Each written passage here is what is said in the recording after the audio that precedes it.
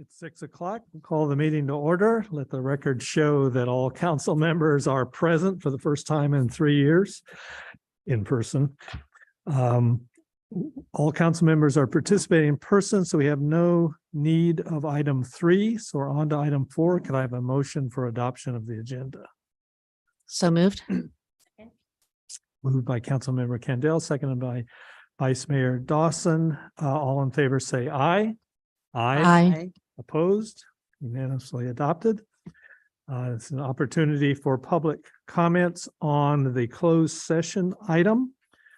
I see we will have no one in the room. Is there anyone online who would like to comment on the closed session item? If anyone participating by Zoom would like to participate and make a public comment on the closed session items 6A and 6B, please raise your virtual hand now. There are no hands raised, Mayor Enduri. All right, thank you. We'll close public comments and we'll move into closed session. We'll return to the open session at 7 p.m.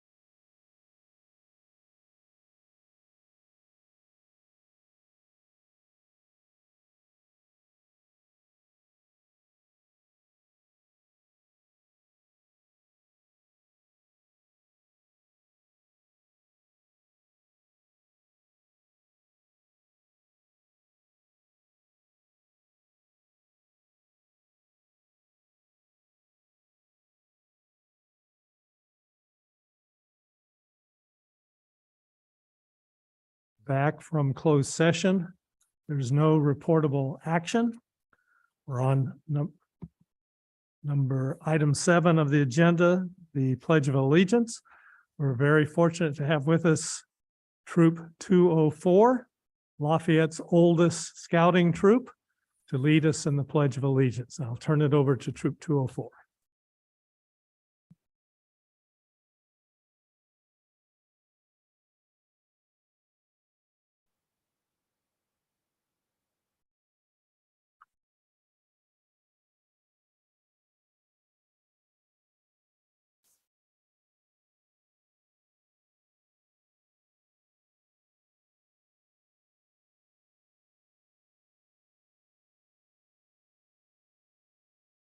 Color guard attention, audience advice, color guard advance.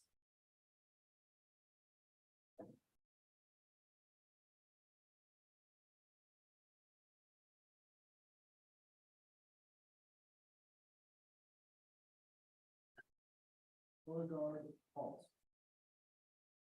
Color guard prepare for first steps.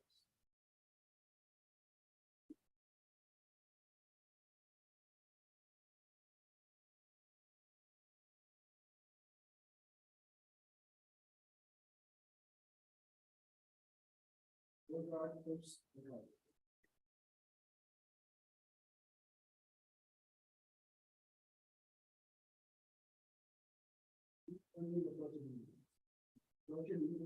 To the flag, United States of America.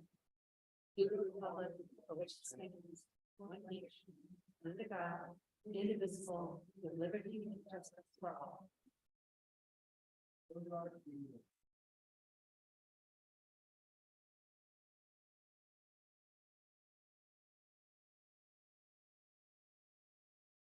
Out, face, color guard advance.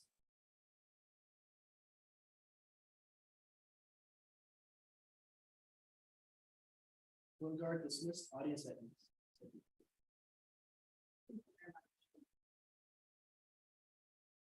Hey, Troop 204, thank you very much. We appreciate your being with us for our first in-person meeting. Okay, welcome to our first in-person council meeting since 2020. This will be a hybrid meeting. That is, as a courtesy, members of the public may participate remotely. As we move through the agenda, everyone will have the opportunity to address the council. If you are here in the room, please fill out a speaker slip and indicate which item you wish to comment on. I will call on you to speak in the order you turned in your speaker slip.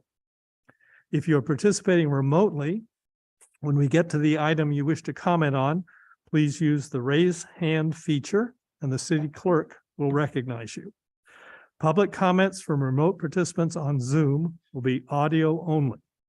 This means members of the public wishing to address the council will be allowed to speak live. However, their video will not be shown and screen sharing will not be an option. Finally, since the city cannot guarantee that the public's access to teleconferencing technology will be uninterrupted, and the option for the public to participate remotely is only a courtesy, if technical difficulties arise for participants using the Zoom option, the meeting will continue unless required otherwise by the Brown Act. We appreciate your patience while we get used to the new audiovisual system that enables us to offer remote participation. I anticipate that after we have obtained some experience with this system, we may make some changes. So please consider this a work in progress. And I would be remiss if I did not thank Suzanne Erla and her team for all the work, for Beatrice and all the people who are working on this for all that they've done to make this possible. All right, so now on to public comments. This is an opportunity for anyone to address the council on any item that is not on our agenda this evening. Is there anyone in the room who would like to address the council? Mayor, I have 2 speaker slips. Oh, why don't you go ahead and call the names? Okay. Lauren Herbert, followed by Libby Henry. and you have 3 minutes. Awesome. Thanks, Joanne. Hi, Lauren Herbick, 3382 Moraga Boulevard. I'm so happy to be with you for the first in-person meeting, even though I know I was the one that said, keep it online. Fortunately, my husband got back from a week-long trip this morning, and I'm here with you tonight. So my first sort of question or comment that I have is the need to better our process in terms of working on projects. I think last week's town hall regarding Pleasant Hill Road was just another example of just how I feel the process right now is just pitting neighbors together. I'll be honest, I have felt this way for a really long time, probably ever since I first started getting involved in local Lafayette issues, Lee Creekside Park being that one specifically. I do feel like, and I don't know what the better solution is. I've spent pretty much all day today going online to see, is there an alternative to Robert Rules of Order? Apparently there is. It's called Martha's Rules of Order. And as a woman, I would say I like that. And maybe look it up. So if we can maybe implement that. But I'm concerned that what's taking place, and I'll be honest, and I want to give him full credit and due. Matt and I had an amazing conversation this morning. And I think just the process can get better. I have been on the proposing side and the opposing side of many different topics.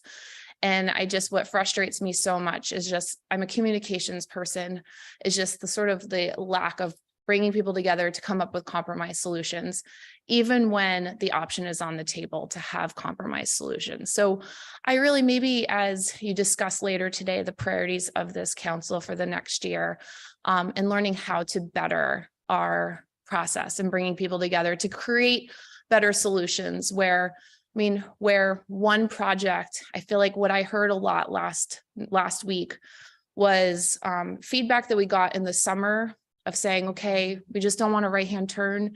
Then it was just being overshadowed by what's happening at the roundabout, and everything is kind of getting piled on each other. So I think we can do a better job there. That being said, also in the spirit of bringing the community together, I have baked and brought you some Irish soda bread. As you may know, St. Patrick's Day is this Friday.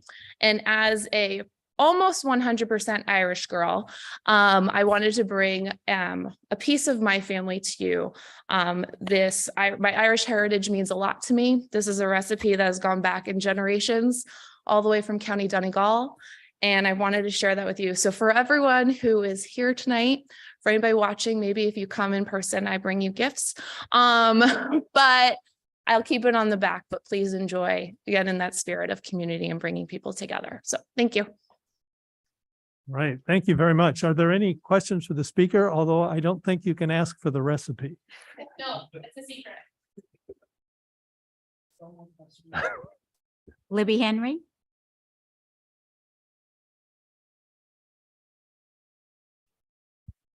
Hi, Libby Henry, 3812C, Happy Valley Road. I think you all know me. That's a hard act to follow. Especially the Irish, did you say Irish soda bread, Lauren? Looks great. I mainly came, first of all, want to say welcome back to real in person. I expected more people to be here in person, but I think they're not used to it yet.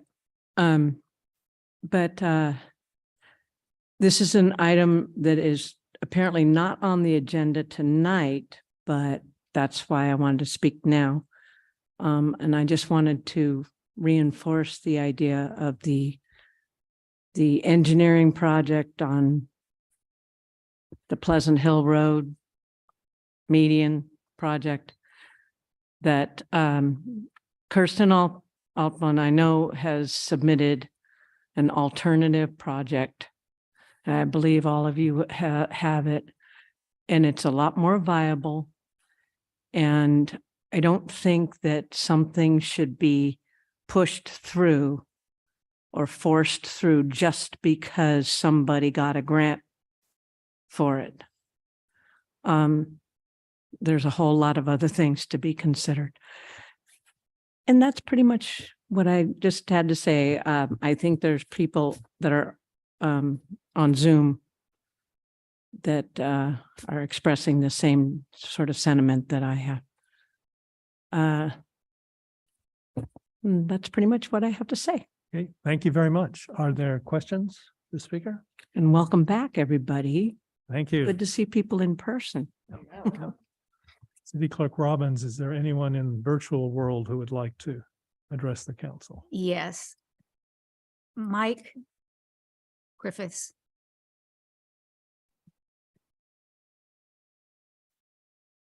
Mike, I've allowed you to speak. Yeah, I just wanted to make sure that I was unmuted. Yes, we can hear you. Oh, good, thanks. So in the kind of spirit that Lauren opened with, first of all, Lauren, I'm half Irish from near Killarney. Just a point of reference. So you're right, bringing people together is a good thing. The second thing, I wanted to thank the council for listening closely in a very long session last week in regard to the central pathway. And for removing it from their earmark priorities. At the meeting on the 8th on Wednesday, Matt was very gentlemanly and polite and had a good session. But net, there was only one person in favor of the project, even though it was modified. There were 60 other attendees, so that kind of speaks for itself. So in that regard, I think another thing that gels with what's being said tonight is the matter of improving processes. And that might be a good way to fold into 11A coming up later. Because, you know, I gather that Pleasant Hill Road is not the only project that's brought questions to the neighbors in the area. Burton Valley, I think, has issues with something being proposed for them. And so stepping back from this immediate project, there's the need, I think, to revisit the bigger picture. So in talking to some other people that I know who are interested in what's going on, they suggested there are two items that I should propose. One is to stop work on the pathway, because I think despite people's good efforts, it's pretty much dead in the water, I think, for various reasons: health, safety, cost, and so on. And the fact that there's an alternative that's less expensive, safer, and also less involved with pollution and serves more people, more students. So that's one thing to consider, is to really take that off the table, period. The other thing is to look at alternatives when it comes to Vision Zero, because if we can improve process with perhaps a third-party expert in traffic who might be actively involved or may have some good alternative ideas, I think that's a way to kind of move ourselves into the 21st century, so to speak, in terms of leveraging that expertise and therefore, you know, making more people around the city safer, healthier, and happier with the kind of concerted, holistic approach. So that's really all I had to say. But I think we're heading in the right direction. So thank you for that. Okay, thank you. Are there questions for the speaker? Okay, seeing none. Thank you very much, Mr. Griffiths. Sure. City Clerk Robbins, do we have any other speakers? Okay, Ms. Altbaum. Hello. You guys hear me okay? Yes, we can hear you. Okay, great. Thank you for letting me attend remotely. I forgot that this was in person, but if I would have remembered that, I would have tried to be down there early this evening. So I won't reiterate anything that's been said. I know we're not doing any screen shares, but in case any of you are unfamiliar with your latest La Miranda action plan, PlaceWorks is a company that informed the LPMC on the La Miranda action plan and did some studies on level of service. And this isn't going to be a huge surprise, but I think you should know that the 2019 AM level of service. I'm going to give you two of them. One of them is for Pleasant Hill Road and Old Tunnel. Okay, the intersection of Tunnel and Pleasant Hill Road. That is a level of service of, it's an A. It's considered an A. The delay is a 10. And for Pleasant Hill Road and Deer Hill, no surprise, but the level of service is an F. It's above 80. They don't specify any number above 80. Simply stated, it's above 80.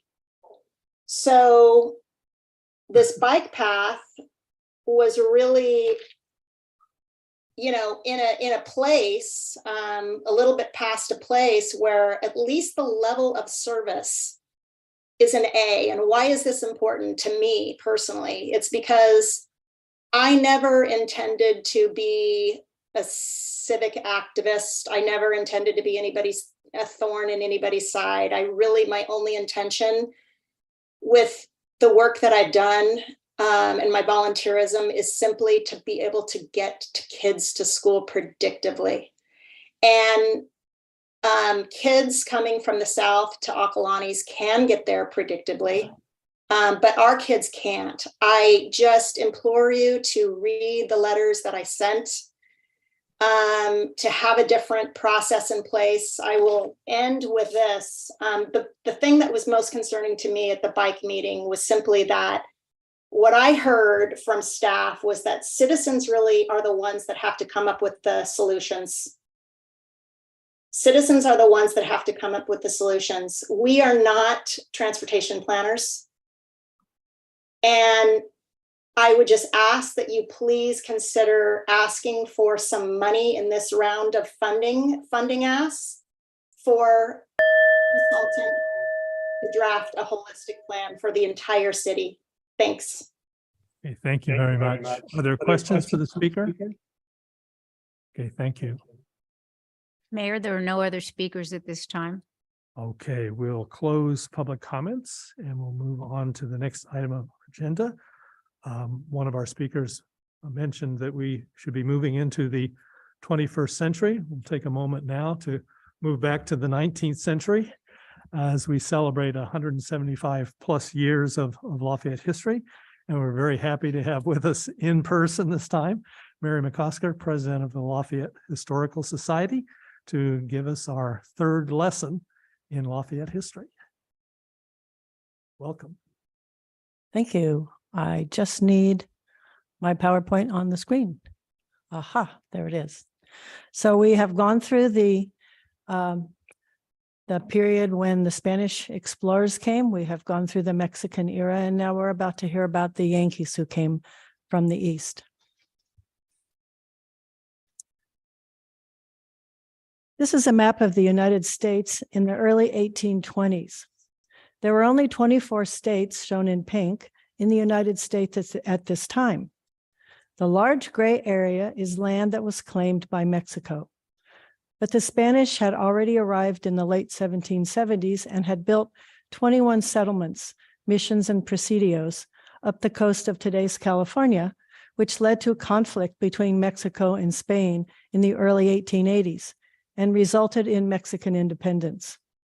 After the war, many Spanish people returned to Spain, but some liked it so well in California that they became Mexican citizens. The Mexican government rewarded some of their soldiers who had fought bravely against Spain by giving them a piece of land. A Mexican sergeant named Candelario Valencia was given Rancho Akalani's, 3,300 acres of land where most of Lafayette is found today. You can see Rancho Akalani's on this map. It is the small rectangle with the red X in it. There are other ranchos on this map.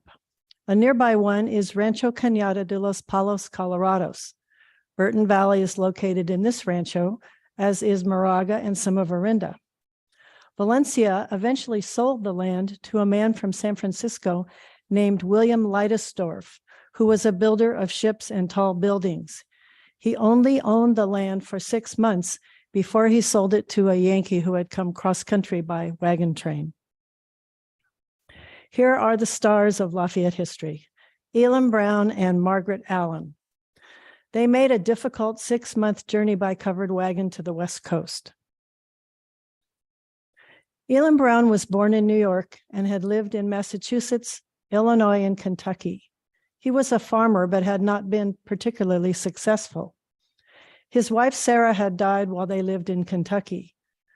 One of his older sons had gone west to the Oregon Territory and had written to his father, telling him of the cheap, fertile land for sale there. Crops could not be grown on the East Coast in the winter because of the cold weather, but crops could grow in the milder winters on the West Coast. Elam decided that he would start his life over by moving west. Other families and friends also decided to go west. One family were the Allens, Margaret and Isaac. They had known the Browns in Kentucky. Margaret and Isaac Allen had 11 children, some of whom traveled west with the wagon train.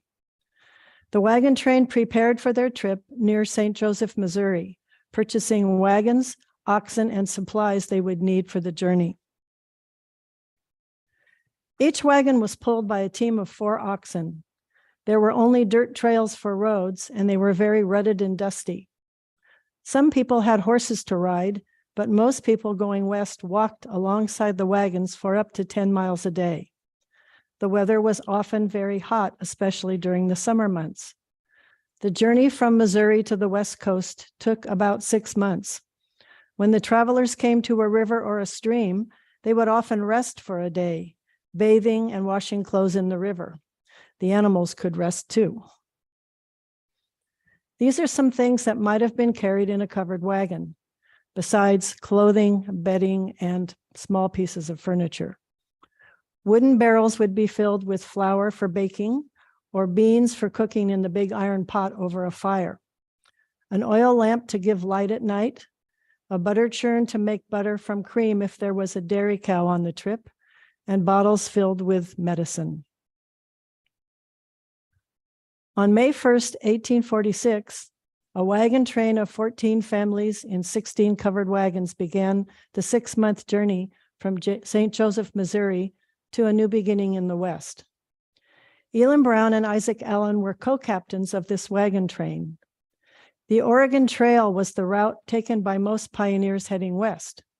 There were U.S. Army forts along the Oregon Trail, where the pioneers could stop for supplies, for repairs, or for medical aid. As they neared Fort Bridger in Wyoming, many of the group became ill with plains or typhoid fever from drinking contaminated water.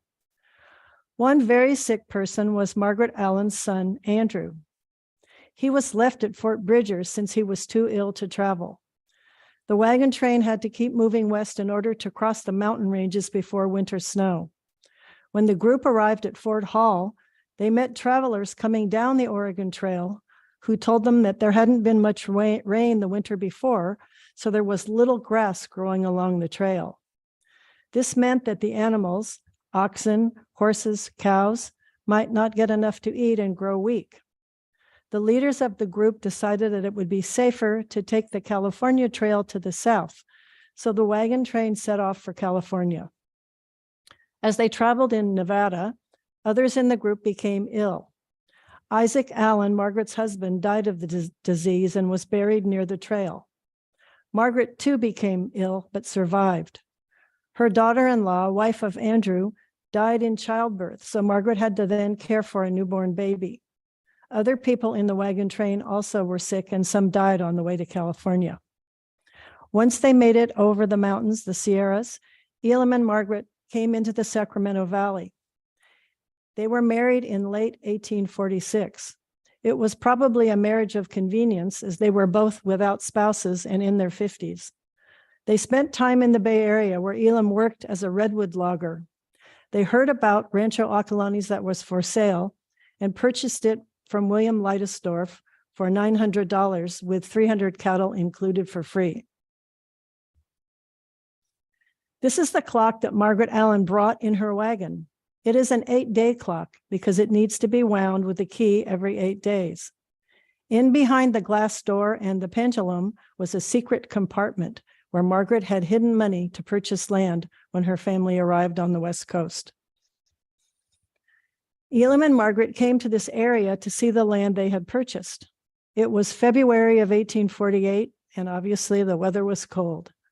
They drove their wagons up today's Happy Valley Road and found a flat piece of land near a creek where they set up their household, living in a very primitive shack. This marker on Happy Valley Road shows where they built their first home. While Elam built a shelter, Margaret cooked a pot of stew over the fire.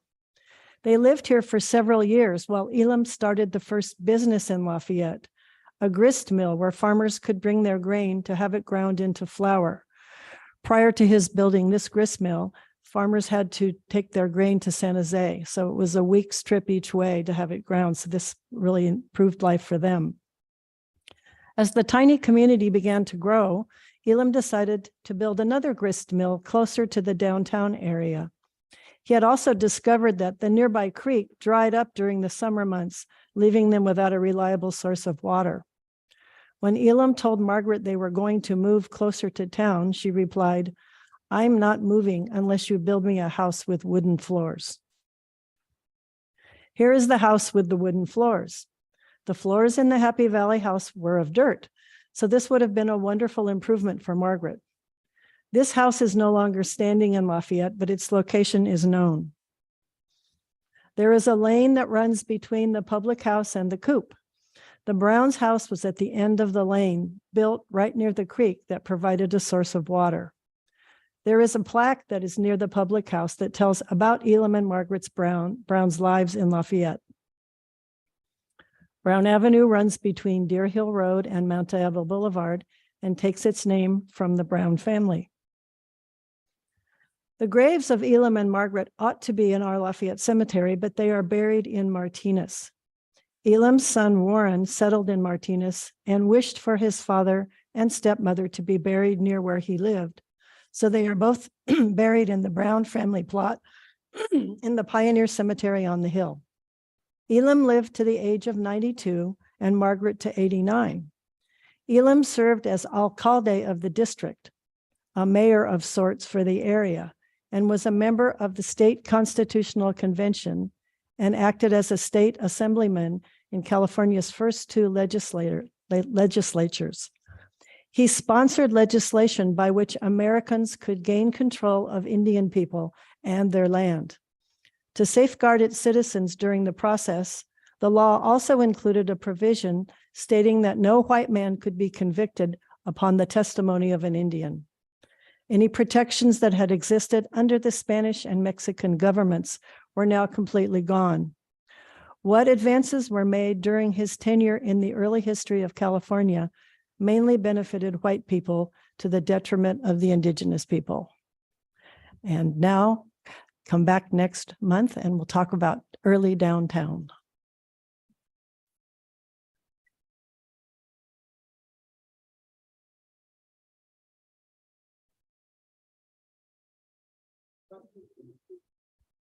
Are there questions for the speaker, for Mary?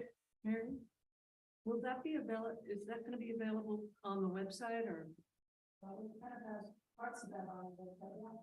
Oh, okay. If you look on the, there's a 175 plus page on our website, and it has a lot of information about the utility boxes. Okay, Suzanne, there was a question about whether this would be available on a website. Mary was responding with respect to the Historical Society's website. I'm wondering, can we have a spot on the Lafayette City website for these presentations?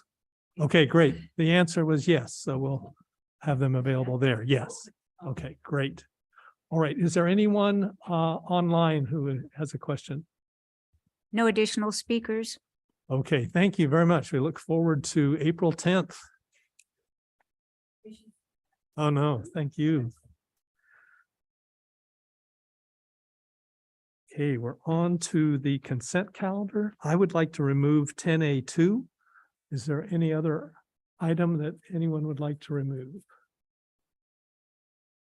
Councilmember Garinger. I don't want to remove an item, but actually I was trying to get back to the agenda to see, did you A2? 10A2, yeah, the minutes from the last meeting, Oh, 27th. yeah, okay. I just had a comment on that as well, but Yeah. since you've pulled it, that's fine. Okay, is there anyone in the public who would like to remove an item from the agenda, either in the room? Seeing none, online? Seeing none?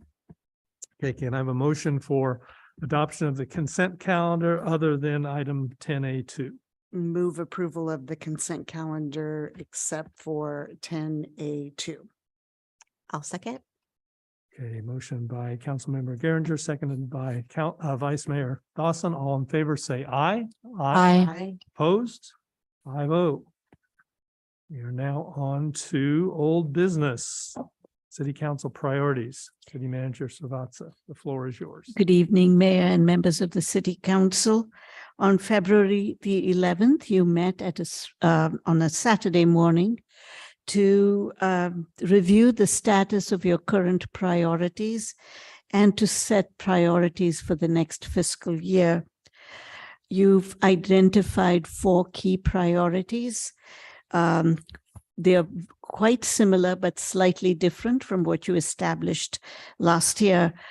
A wildfire prevention, preparedness, responsiveness, and utility safety continues to be a high priority. Improving pedestrian and traffic safety and multimodal mobility, again from last year. And then the third, which continues, is develop a fiscal sustainability plan for the short and long-term needs.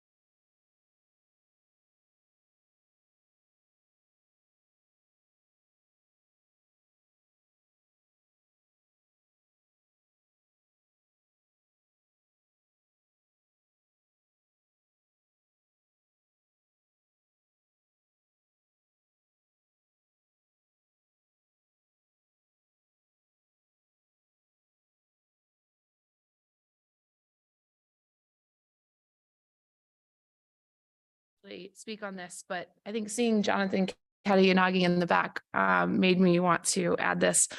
We can't prioritize everything, but keep parks in mind, especially as that downtown overlay plan is being developed and prioritized this year. I think it's still important to recognize the fact that we are under our per resident goal of parkland. I think also, since this is now the 3rd anniversary of the shutdown, we need to be reminded that we do need public parks and playgrounds for our kids and our families. And again, I think this goes back to my initial comments of places where the community can come together. I will always stress that I have met so many awesome neighbors and people who I probably would never have met before if it wasn't for our parks. I have met so many great neighbors at Brook Street and at the community center. And so just being able to sit and have a conversation. So just keep parks in mind as you go down the list this year. So thanks. Okay, thank you. Are there any questions for Ms. Herpick? Okay, thank you. City Clerk Robbins, do we have anybody online who would like to speak? I have one speaker, Marianne Hoisington.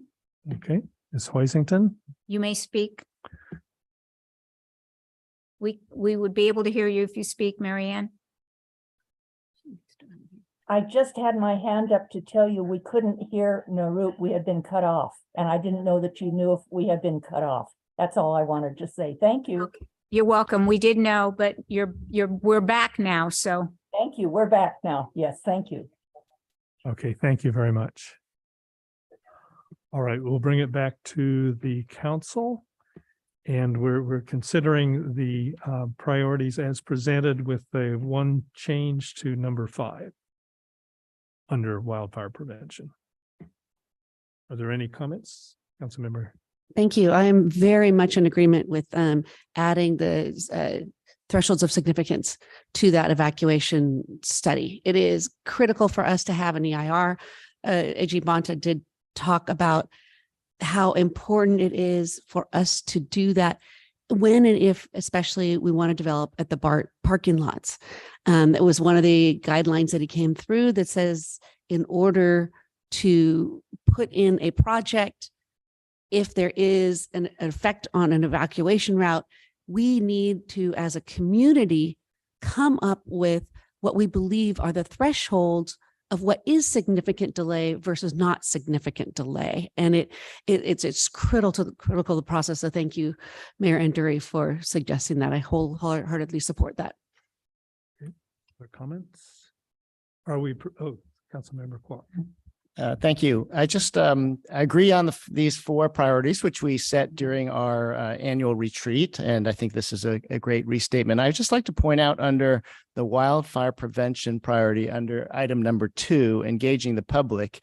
It's so modestly stated there, but I think this is a huge item, which to me is, a very large duty for us this year to really, this is hard to do because engaging the public and using all the tools that we have to get the public ready for wildfire and emergency preparedness. And so if there are things that we can do that are way beyond what we normally do, just a step or a couple steps above, just going beyond the ordinary as you go to your planning, your staff planning sessions, I would say be very, very ambitious and think sort of with the end goal in mind. Are our citizens ready for wildfire if it was to happen this summer? What have we done as a city to get every single person to understand the serious and grave situation that we could be in? Hopefully we'll not be in that, but I think it's our duty to really be ambitious and aggressive about that outreach. And I know it's difficult, but I do want to put the right resources in because it is one of our top priorities. So I think our budget should also evidence that, and that we really push that very hard to get our public prepared. Thank you. Okay, Vice Mayor Dawson. Thanks, Councilmember Kwok. I would like to follow that up with the safety element, which is under GPAC's purview right now, that there are parts of that have been recommended in determining safety education. So I think there's some synergy with the Emergency Prep Commission and helping out with that as well. And I think the education piece in terms of engagement is a big part and needs to be a big range. So I'm hoping the safety element plays a big role in that as well, because that will define our policies and programs going forward. And it's a good opportunity to look at this at the same time. Okay, any other comments? All right, I don't believe we need a motion for this. You do want a motion, okay. Good, can we have a motion then confirming the priorities with the substitution of the determining the thresholds of significance in place of number 5? I would like to add, if I may. Is Just- this a motion or a? No, I further wanted to ask a discussion? question, yeah, just Oh, further discussion yeah, real quick, please. based on the public comment we heard today. Yep. Particularly around the pedestrian traffic safety, multimodal mobility. It says continue with current projects. If we could look at that element of the process and how we might be able to improve that in terms of public notification perhaps, and is that Yeah, if I might just take a moment, I think it's something that's been on engineering's mind for the last few weeks. Our old process was very, very slow, didn't get results, but what we did, and we're learning, last year, it doesn't involve as much public input. So what we're going to be discussing at the staff level is what's that ideal process where you get things done in a timely manner, but you still involve the public early. It's going to be challenging, but we're going to give it a try. And we'll come back with a recommendation to you. Thank you. All right, is that satisfactory for, okay. Councilmember Geringer. So I'm going to hold my comments on the public process until the item on the overlay, but I also do just want to comment that as we're doing that and we're finding that happy medium in November of 2021, we also adopted Vision Zero and how we look at that through that lens. And so I know this is on everybody's mind. And so I was holding until later, but also happy to didn't comment. I think we did great work on the with public input and coming to the priorities that we have and tweaking them to actually stay very relevant and to include the pieces that had changed. And I'm happy to make the motion to excuse me, confirm our priorities for the next fiscal year with the change that the mayor mentioned. And I think the other pieces will come as the staff does the work plan. Is there a second? I would second that. Okay, motion by Councilmember Geringer, seconded by Vice Mayor Dawson, who has seconded every motion so far this evening. All in favor, say aye. Aye. Opposed? All right, much faster when we're in person. Okay, thank you very much. We're now on to item 12A, and Mr. Katayanagi, we'll turn it over to you.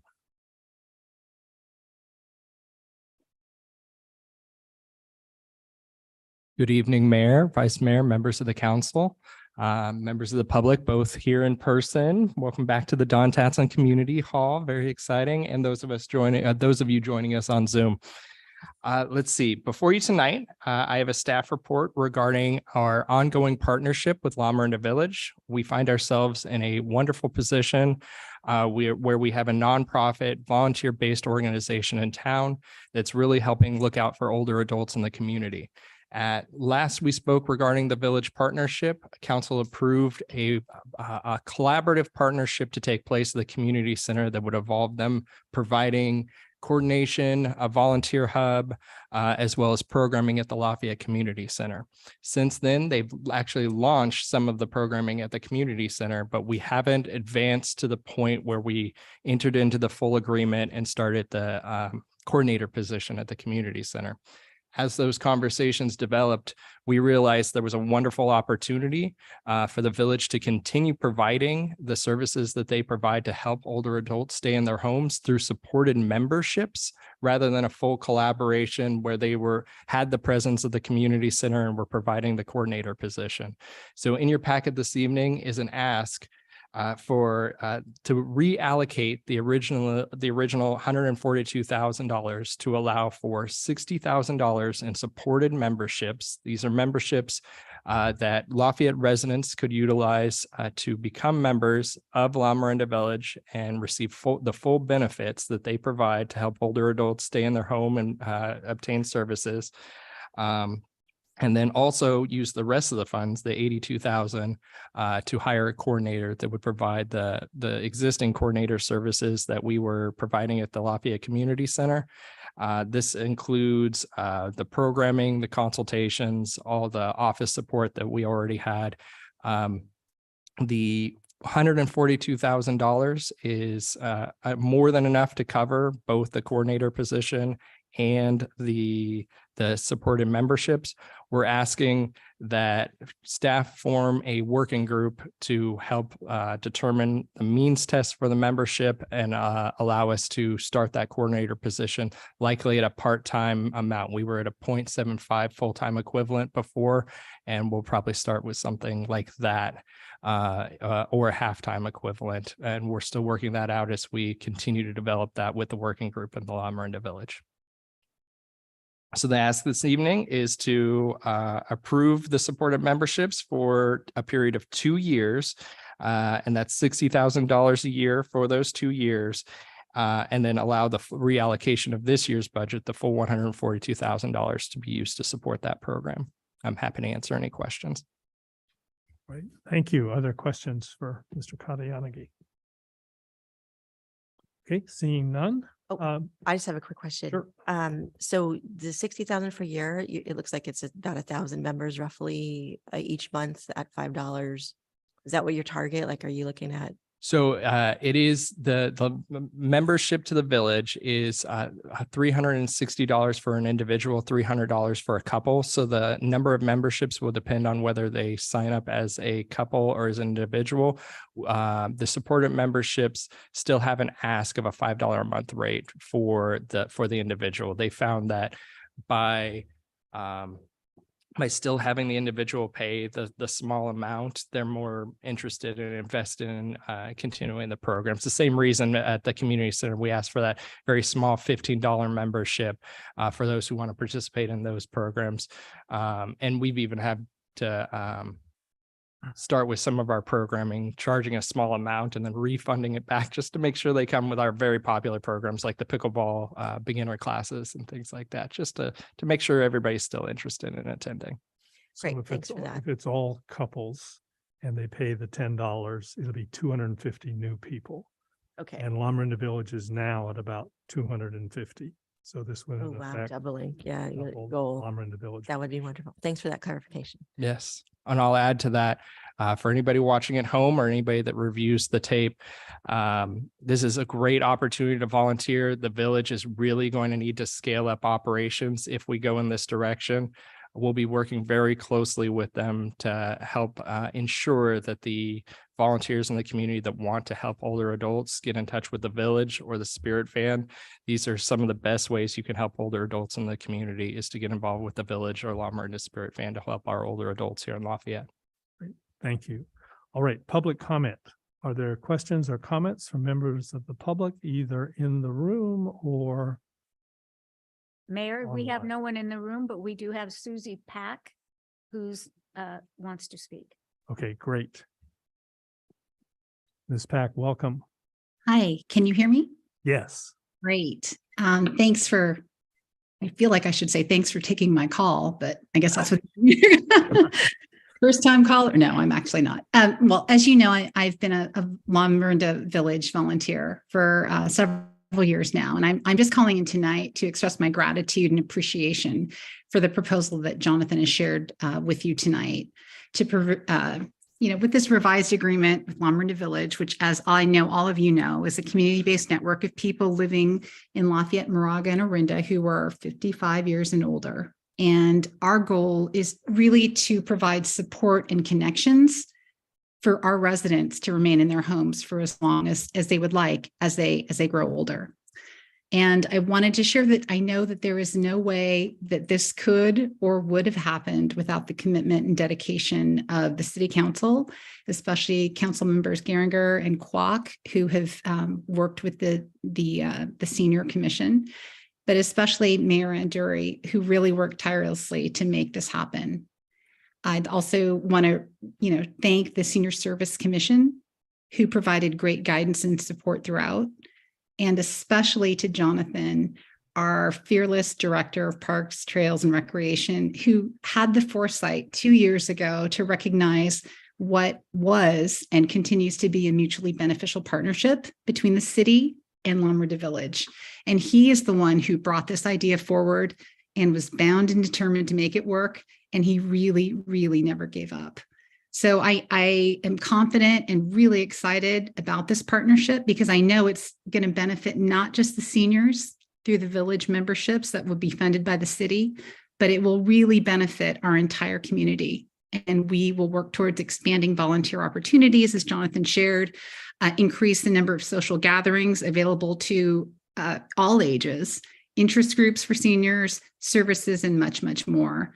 So I just wanted to say thank you and to please stay tuned because we at the village look forward to reporting back to you in person, just to share how we have put your funds to good use. And I am really, really excited. So thank you all. This, of course, assumes that it goes forward, which I'm very hopeful. Okay, thank you very much. Are there questions for the speaker? All right, thank you very much. Are there any other public comments? No other speakers? All right, we'll bring it back to the council. Any discussion? Well, I'm almost reluctant to speak, but I just want to follow on Susie Pack and thank Jonathan just for all the work. I know a lot of hours were spent on this, and also thank the Lombardy Village Board and Executive Committee who spent a lot of time really working on how this fits with their organization and this potential for growth. And I will too reiterate that it's built on volunteers. Their program is built on volunteers supporting the mission of having us be able to age in place, age in our homes with dignity. And so another call for volunteers out there, but just a big thank you to everybody who's been involved in this. And we'll also echo the thanks to the mayor for putting his thoughts and brains and expertise and analysis to finding ways and to not giving up. There have been a lot of meetings that have taken place. So thank you. I will be supporting this in case anybody wasn't sure. Any other comments? Okay, well, I want to thank also the city attorney and the city manager for their input. This is really a big group was involved, and Jonathan, of course, took the lead. This was his idea, and I think this is a very exciting possibility for the city. We have 2 years now to see how this will work. I am very confident that this will be a great collaboration with Lombardy Village, which will be wonderful for Lafayette Senior Services, for Lombardy Village, and for seniors in Lafayette, and for seniors in Lamarinda. So it's really a win-win-win. So we're looking, can I have a motion for approval of the staff recommendation? I won't ask for a full recital of the staff recommendation. May I? And then I will stop jumping on the button so quickly for, or maybe I will. I move that we approve the city-supported Lamarinda Village membership program for a period of 2 years. Approve the reallocation of $142,000 from the Lamarinda Village partnership in the Senior Services Commission program in the city's fiscal year 2022-2023 budget to $60,000 to fund city-supported memberships in Lamarinda Village for Lafayette residents and the hiring of a recreation coordinator to support the senior services program. Do I have a second? I second it. Oh, all right. Moved by Councilmember Geringer, seconded by Councilmember Kwok. All in favor, say aye. Aye. Aye. Opposed? None. It's unanimous. Thank you very much. Thank you. Right, we're on to 12B. Mr. Luttrop. And you will have exactly the same amount of time for your item as Mr. Katayanagi had for his. So you use it wisely.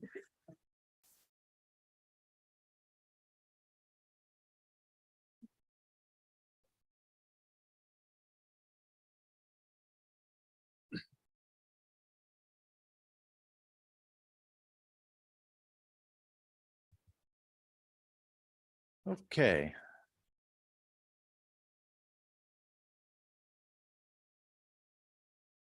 Am I connected? AV room, we need to have Matt. There we go. There you go. Thank you. Okay, so this is a little unusual for our overlay projects. Normally, they get approved the year before, and then we just go build them. It's usually fairly straightforward. This year's didn't end up being quite so straightforward. So first of all, we had a public meeting on February 2nd to talk about the overlay projects. That's typically what we do for our capital improvement projects. We let everybody know what we're going to do, what to expect when we're building the road, how it's going to impact them with traffic, things of that nature. One of the things that came out of this is a couple of very good comments from the public about what we had in mind. And then shortly after that meeting, I received a call from EB Mud asking that we not do the paving work on St. Mary's Road, because they have found that they have sections of that pipeline, their water pipeline, that have broken multiple times over the past few years. And they were hoping that we would delay our project till 2025 to give them a chance to fix the water main rather than digging up our brand new road. So that's the first big change, is that we are recommending postponing St. Mary's Road till 2025 because we didn't think it would be useful to have someone dig up our brand new road. We will do some spot repairs on the street because some potholes are starting to develop, especially out by the community center. So we would do skin patches and piece the road back together. We don't want to do a lot of extensive repairs because as part of EB Mud them replacing the water main, they'll be digging up the street, and our hope is that they will dig up most of our potholes. And that way we'll get that repair work done effectively for free. So that was the first big change. Then the second issue is the crosswalk on Glenside at the La Miranda Trail. As part of the tool report, they had talked about trying to make that crossing safer. And the designer that we hired to work on this project came up with the idea of let's make that crosswalk, instead of it being at an angle, let's make it more perpendicular. So the idea would be that the crosswalk would be here where I'm pointing with my arrow, and then the driveways would be at a diagonal. And a member of the public actually had a very good point with this that I'm sorry to say I didn't catch it, which was if you have the pedestrians going perpendicular and bicyclists going at an angle, you're building in a conflict between the two users of the facility. So they said, maybe you want to look at that. So that's the other change that came about with this, is we looked at it and now we're not doing what I show on this screen here.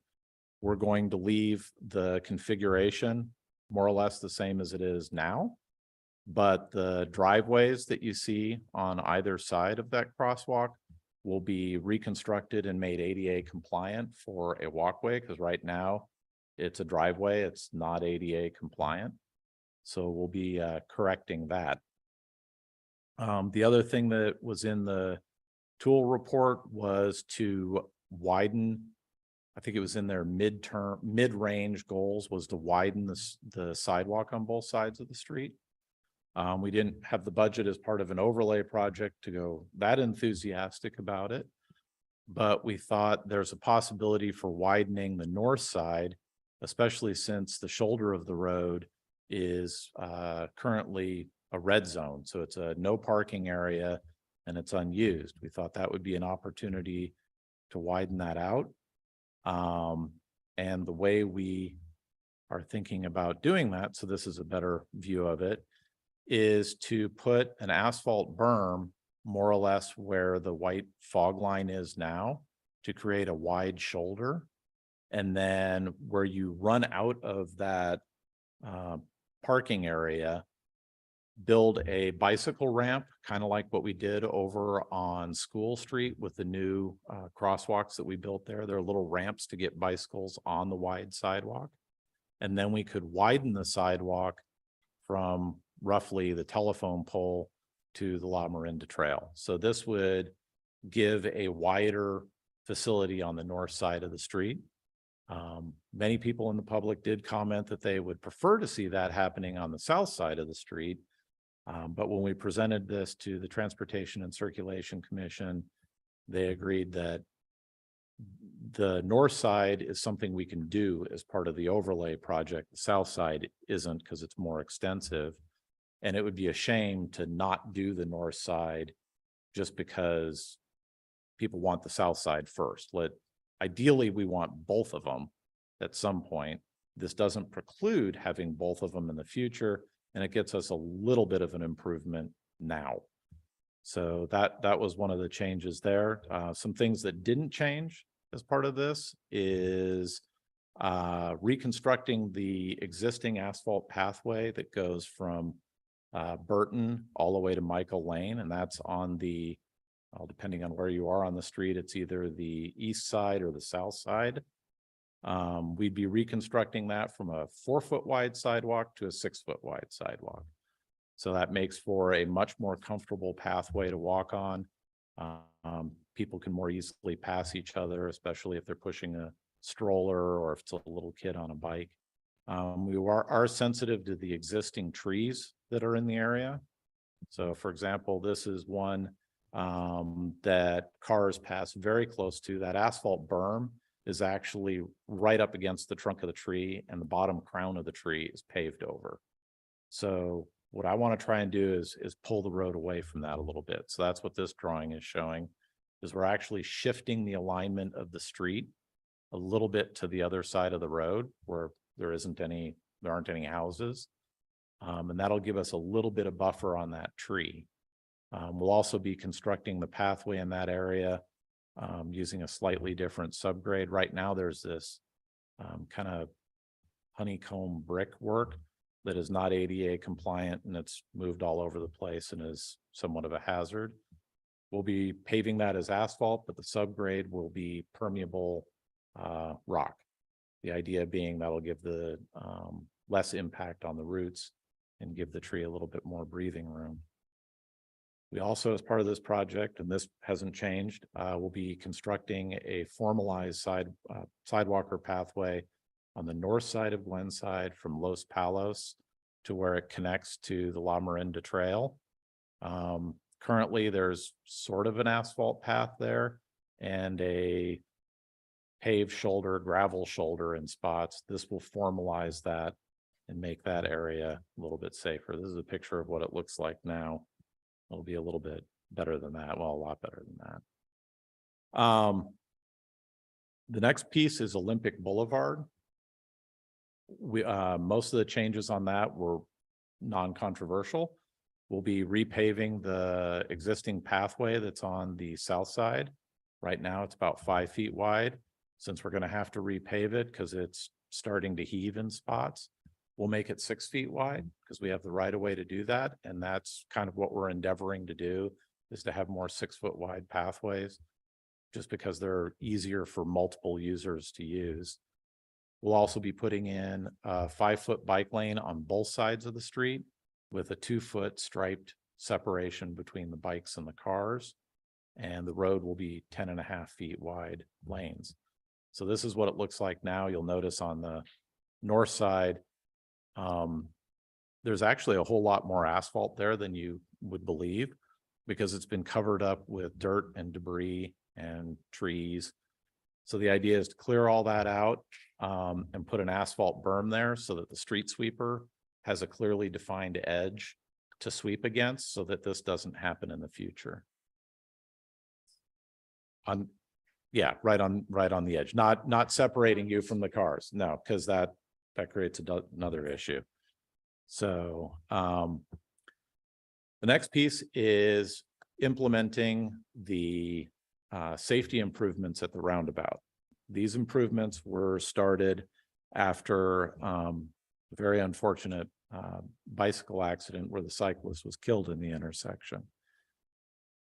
This has been before the Transportation and Circulation Commission as part of creating this. Our consultant, Kimley Horn, was tasked with creating see if they could come up with safety improvements that we could add to the roundabout. And this is what they came up with. We looked at the cost associated with implementing this, because one of the big changes that they had suggested, let me zoom in on this a bit, was putting in raised crosswalks at all of the crosswalks on the traffic circle. The issue with that is it creates a bump in the road that now the drainage needs to be modified, which means a lot of the curb and gutter needs to be modified. After we looked at the total cost of doing all this, it was $700,000 was our engineer's estimate. That seemed very expensive to us. So we thought, let's see if we can come up with a less expensive way of doing it. And let's see how this kind of works. So that's why we put all of the delineators out there in advance, is to see what the functionality of these changes would look like, except for the raised crosswalks, because we couldn't make those temporary.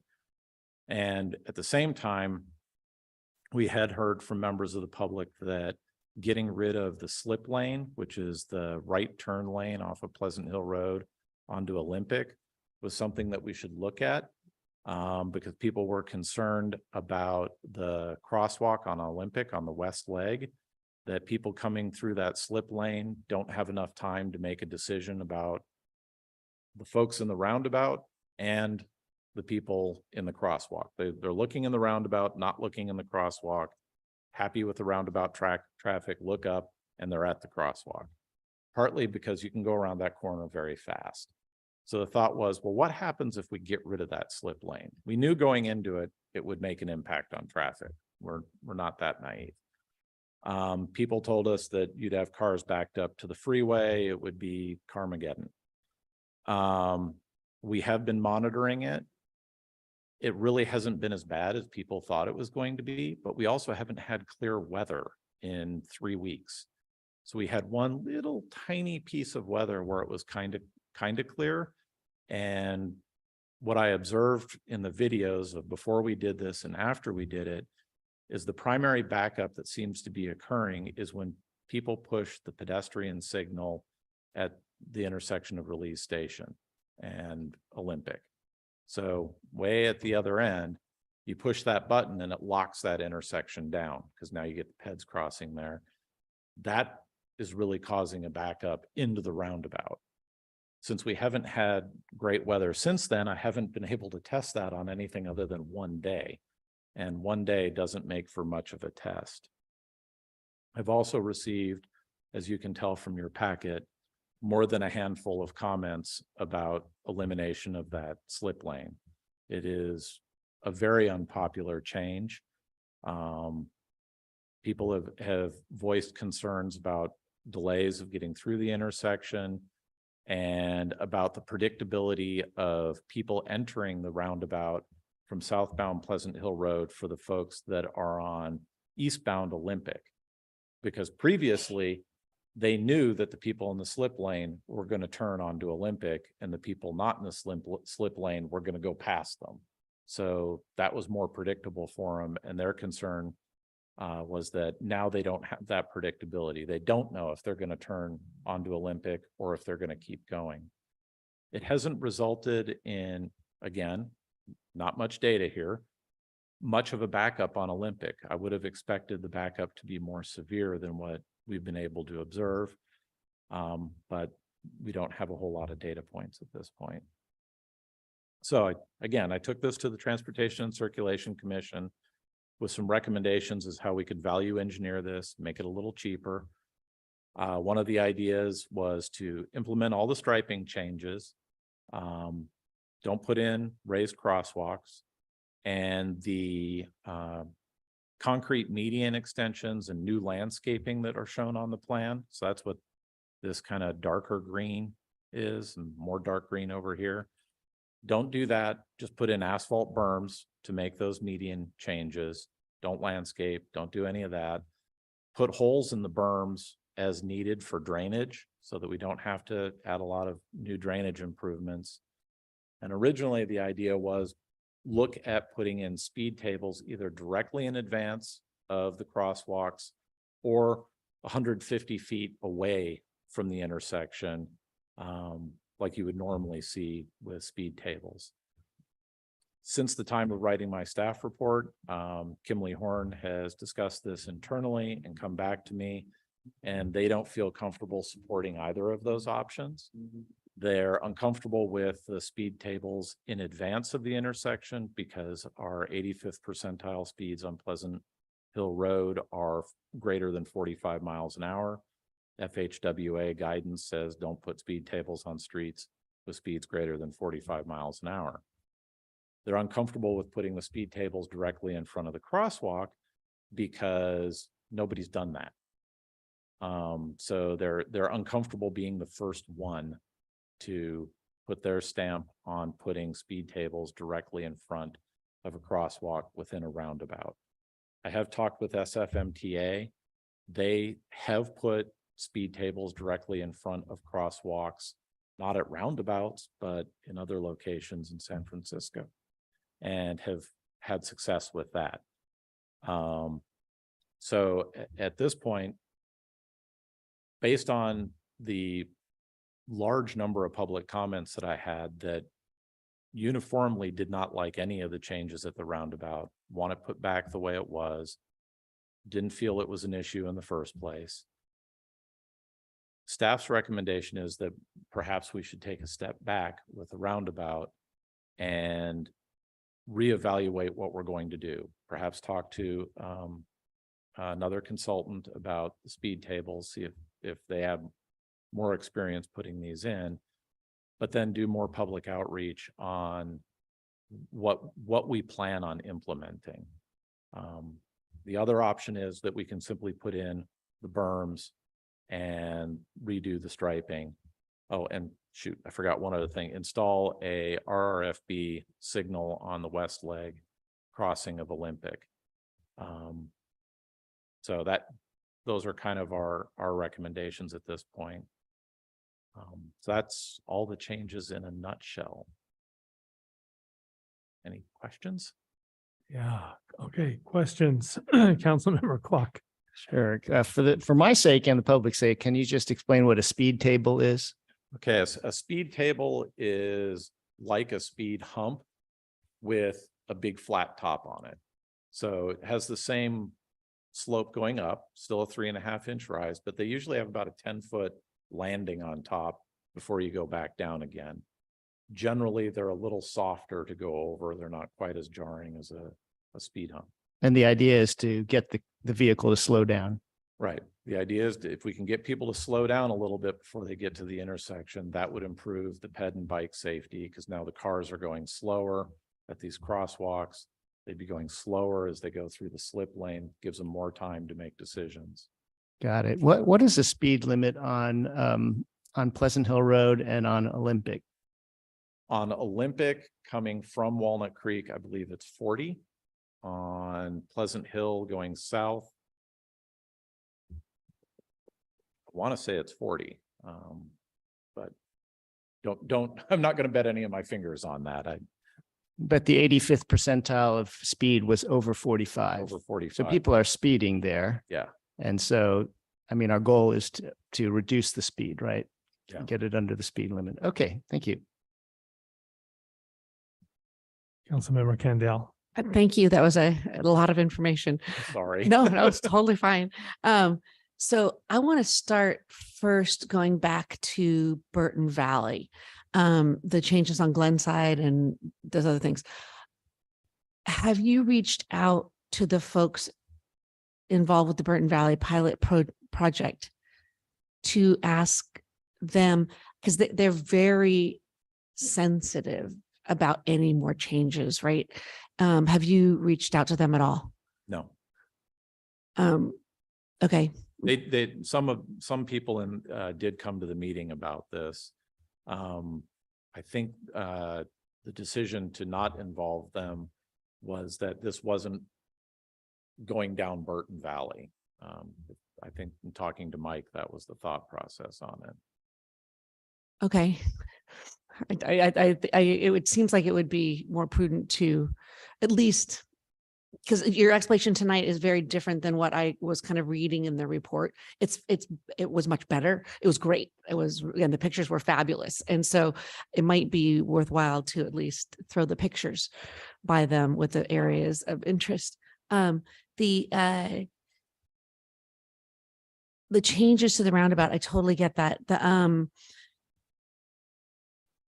I thought we had another consultant. Remember the one that had a whole bunch of green, chicanes in the middle of the roundabout and speed humps, right? That were going to come before the roundabout. Am I not remembering that correctly? And then we switched to Kimley Horn because there was the first group we met out there. Teresa, do you remember that? There was a group that we met with, and then all of a sudden we brought in somebody. There was one before that. Anyways, okay, so I will go back and to look into that because it seemed like this was suggested before that we put the speed humps to slow them down before the roundabout had happened.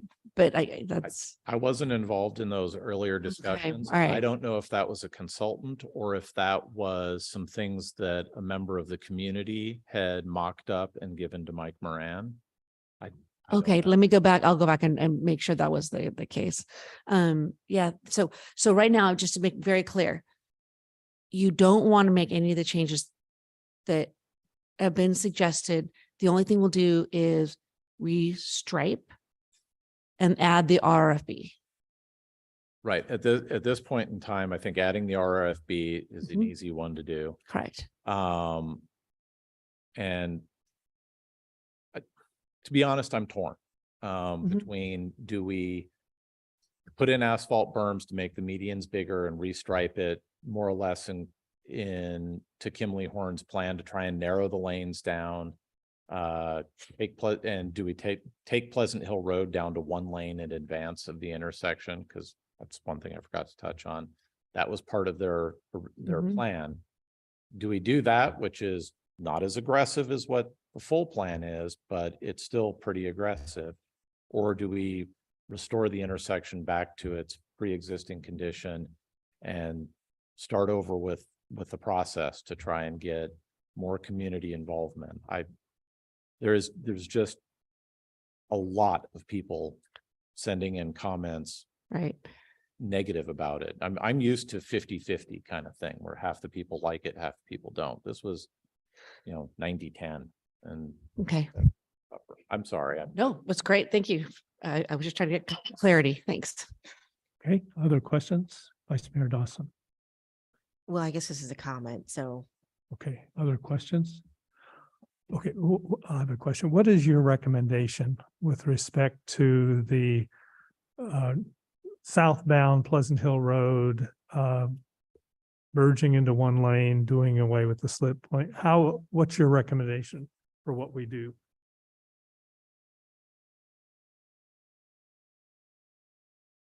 I guess I need to give you a choice. Thank you. I would restore it back to the reimagining position and have more meetings to discuss what we do as a more finalized design moving forward at, like next year or the year after. Okay, and that's just with response to southbound Pleasant Hill Road. Correct. Because there is, there is no berming that's proposed.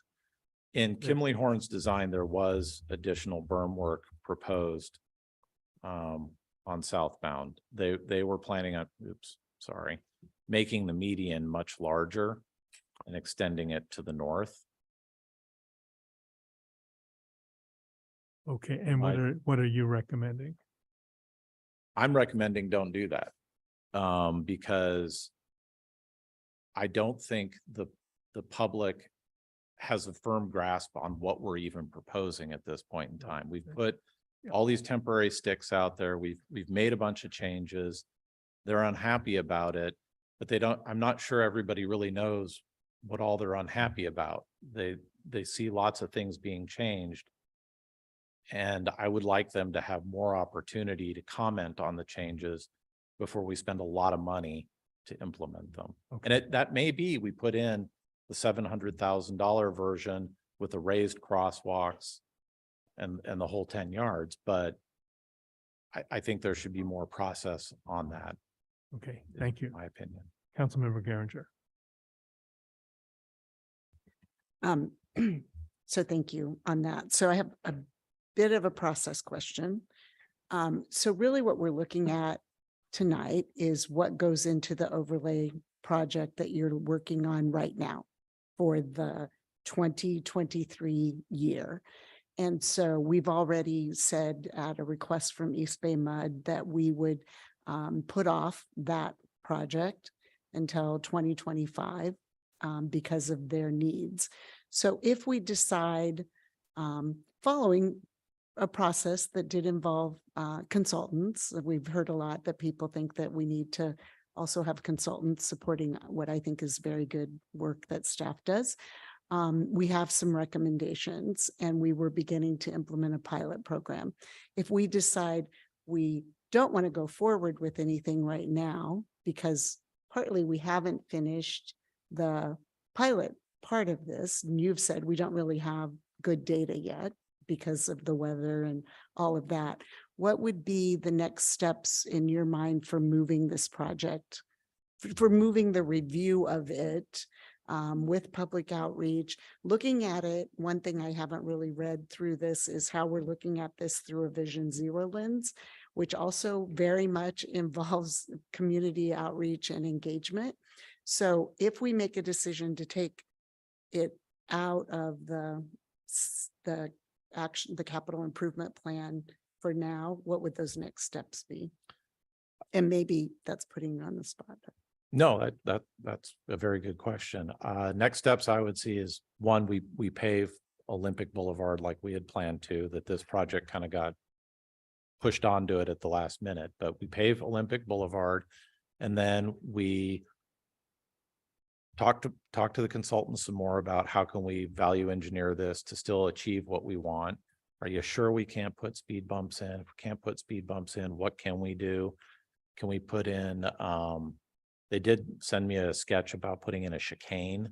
I have concerns about how that impacts bike safety, but let's look at some other things and then go and have a public meeting like I had for the Pleasant Hill Road project this last week, where we tell the public, this is what we want to do. These are the options that we're looking at, get their input. We can refine the input, have another public meeting, go to the Transportation and Circulation Commission, and keep moving forward in that manner. And then once we have consensus from the public that this is a reasonable process to take, then go ahead and create a project and build it. So follow-up question, if you go through that process, when would you be doing the building? It could conceivably be in 2024. Okay, so in terms of the budget for 2023, are you just intending to roll the entire amount forward for 24, 25, or 24 and 25? My intent would be to roll it forward. And there's no projects that can be done in. It is just quickly. possible. It is possible that we could do a small slurry seal project this summer. That's somewhat staff time dependent. Those are usually fairly easy to put together.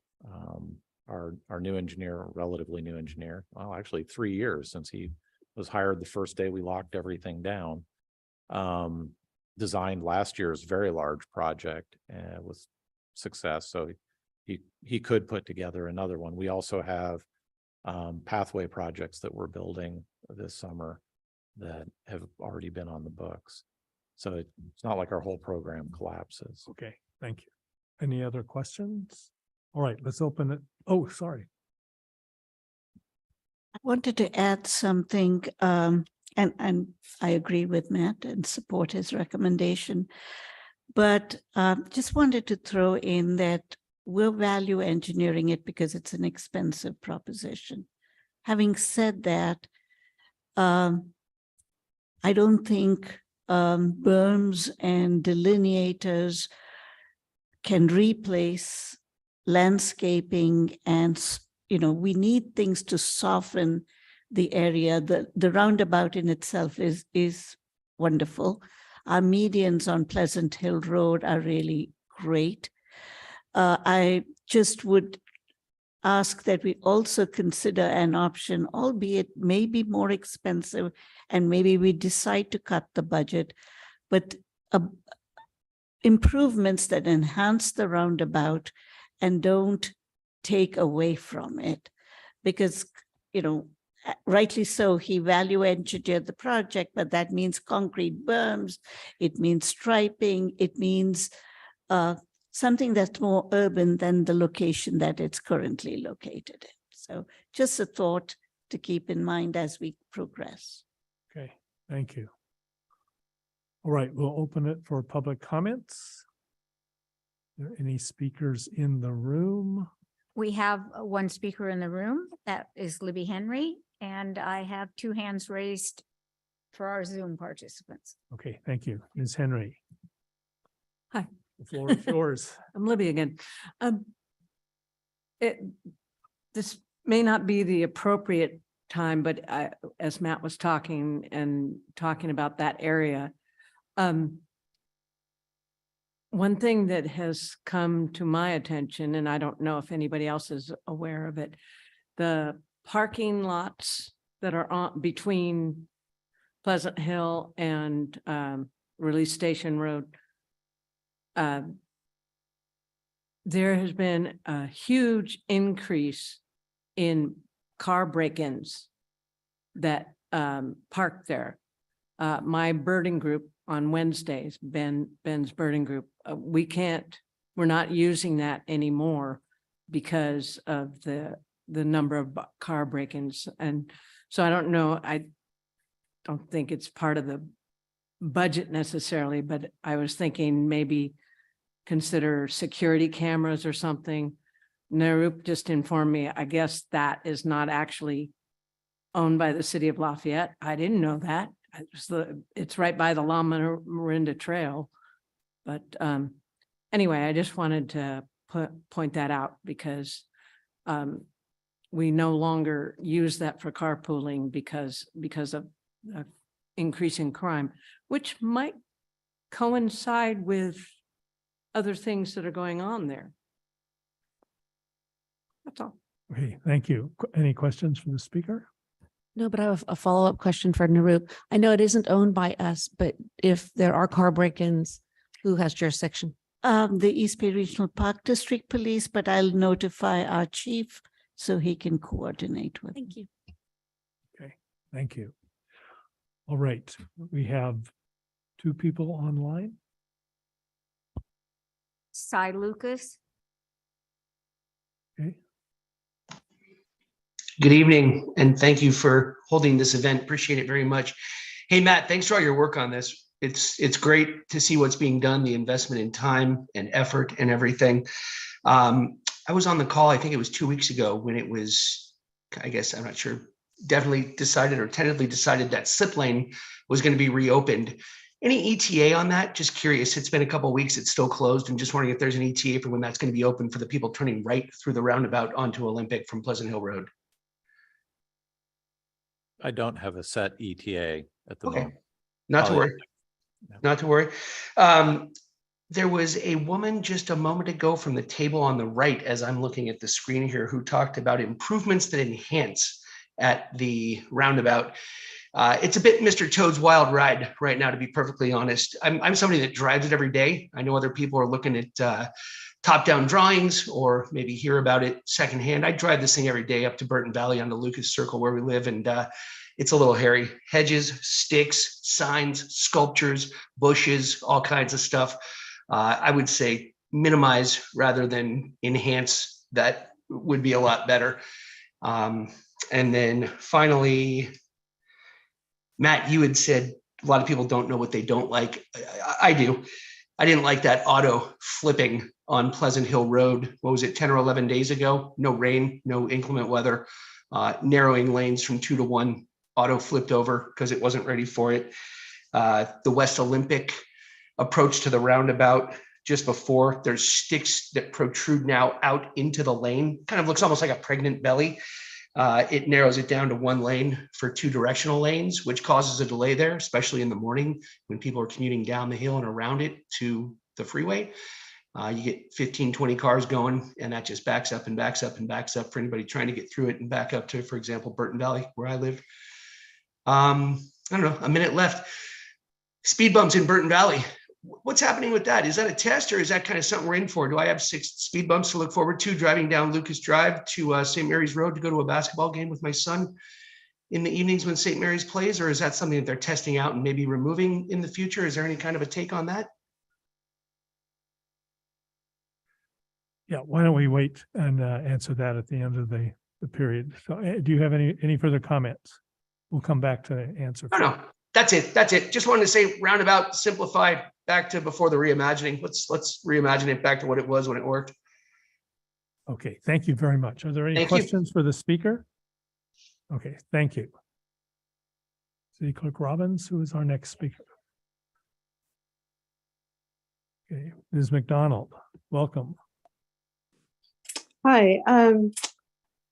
So Councilmember Kendall mentioned something about the Burton Valley people not being involved or questioned, and this hasn't been necessarily brought to their attention. Maybe it wasn't on that street or something like that, but if you go to these meetings, you realize that these people are passionate, conflicted, at odds. And I really believe that the Burton Valley project should not be decided on in any way without any reach out to those people that live there, not just on Burton Valley itself, but anywhere in those neighboring streets. As for the roundabout, I heard someone mention, and I think it's kind of interesting thought, is that most roundabouts don't have a piece of art sitting in the middle of it. Granted, ours isn't solid, you can see through it a little bit. Maybe the Public Art Committee might think about transporting it to another place in Lafayette as one of our movable pieces of art. Just a thought, and instead of putting the greenery there putting low-lying shrubs, flowers, things like you might see in Berkeley and other areas. But definitely please reach out to all the neighbors in Burton Valley and the surrounding streets. Thank you. Okay, thank you. Are there questions for Ms. McDonald? Seeing none, thank you very much. Next, we have Rob Lavoie. Okay, Mr. Lavoie, welcome. Hello, everybody. Can you hear me? Yes, we can. Great, thank you. Yeah, I would just like to comment on a couple things regarding the roundabout.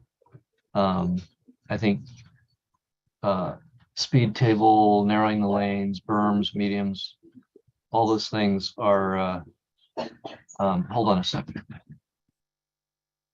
Hold it down, you guys. Sorry. All those things are, potential safety hazards. And I think that we need to keep this road as wide open as possible for large fire equipment, ambulances going through there, and trailers and so forth.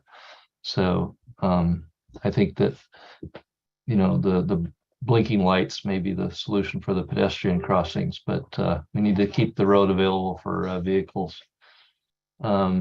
It's right now it's got so many bollards and signs and stuff at night, it's practically blinding to go through there. It's very distracting. So I agree with Cy that we should clean it up and simplify, and definitely not narrowing the lanes and stuff.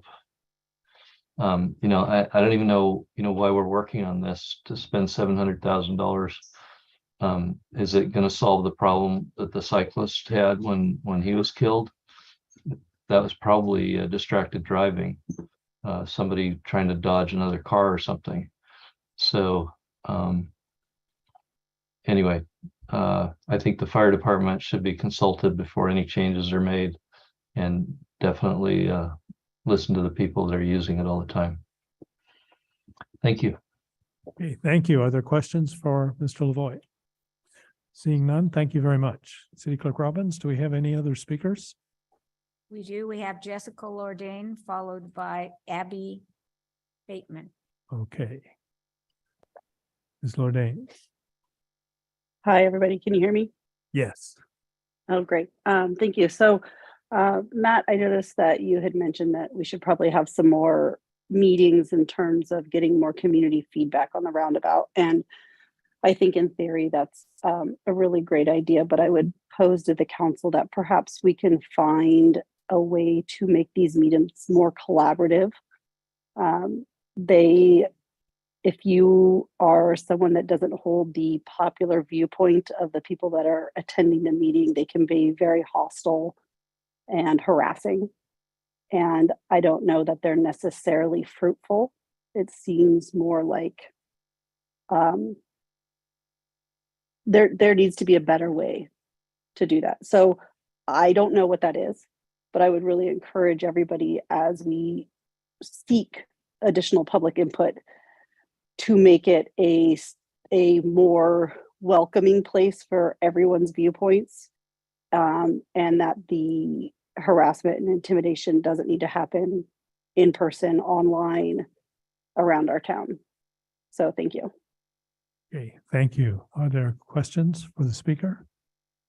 Okay, thank you. Ms. Fateman.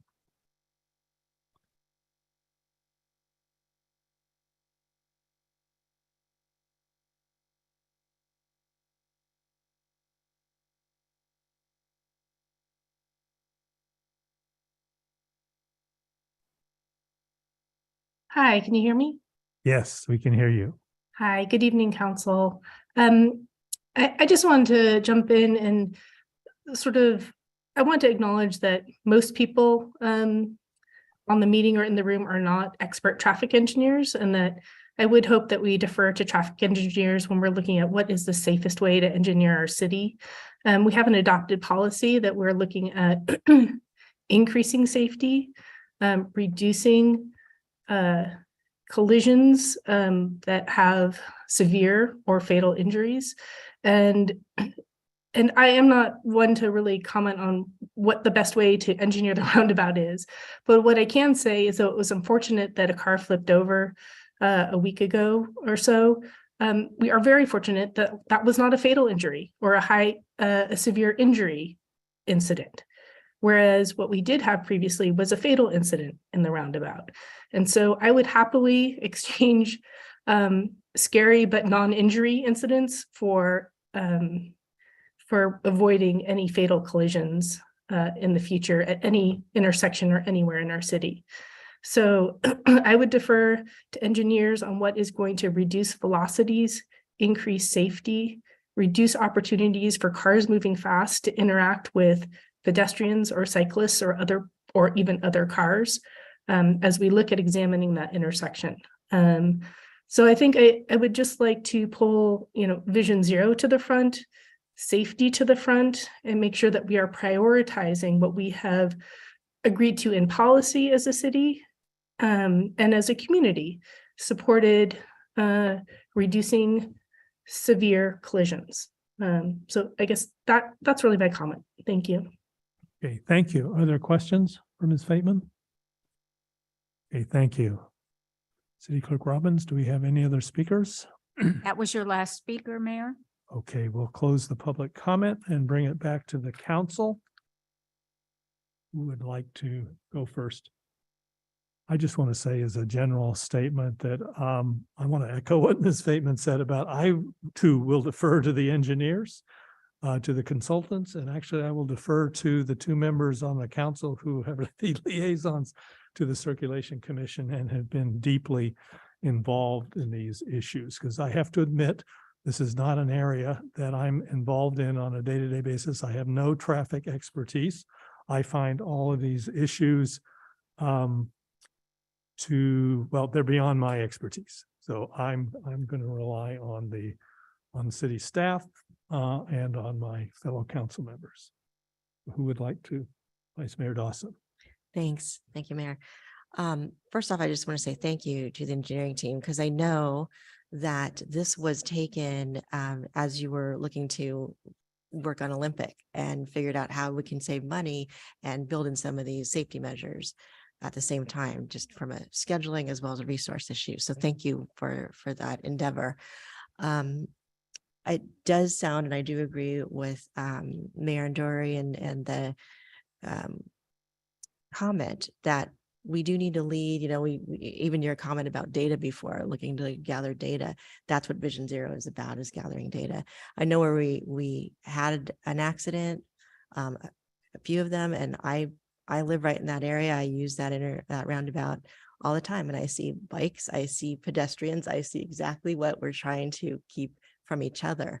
And I've seen people actually stop in the roundabout still that still don't really know how to use it. So as well as people speeding through on the slip lane.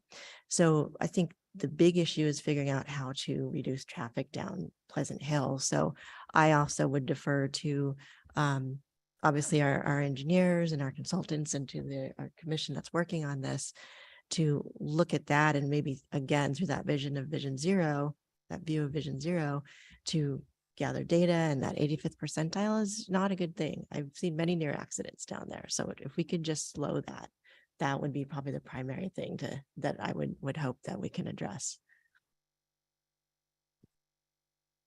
Councilmember Kendall. So a couple questions that kind of came up. So one thing was the fire truck and, you know, the fire vehicles.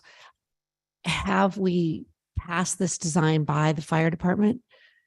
No. Okay. And then second thing, have the bike people weighed in on this one? On the design that Kimberly Horn prepared, the representative of the biking community that asked for some of these changes to be implemented did weigh in on this, and they like this. Oh, they did. Okay. Although anecdotally, when I was standing out there with the chief of police last week talking about the rollover accident, I had a bunch of bicyclists yell at me to remove all of the stuff from the street. So okay, it's I don't know who to listen to. Right. Got it. And then another thing that came up about removing the art. And I remember the reason that we have the art is that we want to have people not looking through the middle of the roundabout to distract them, right? It's actually provides a safety service. The art and all of the shrubbery is actually protecting people as they go through the roundabout. So they're not looking through it and getting distracted. They're keeping focus on where they're supposed to be looking. Just that's just a comment that came up.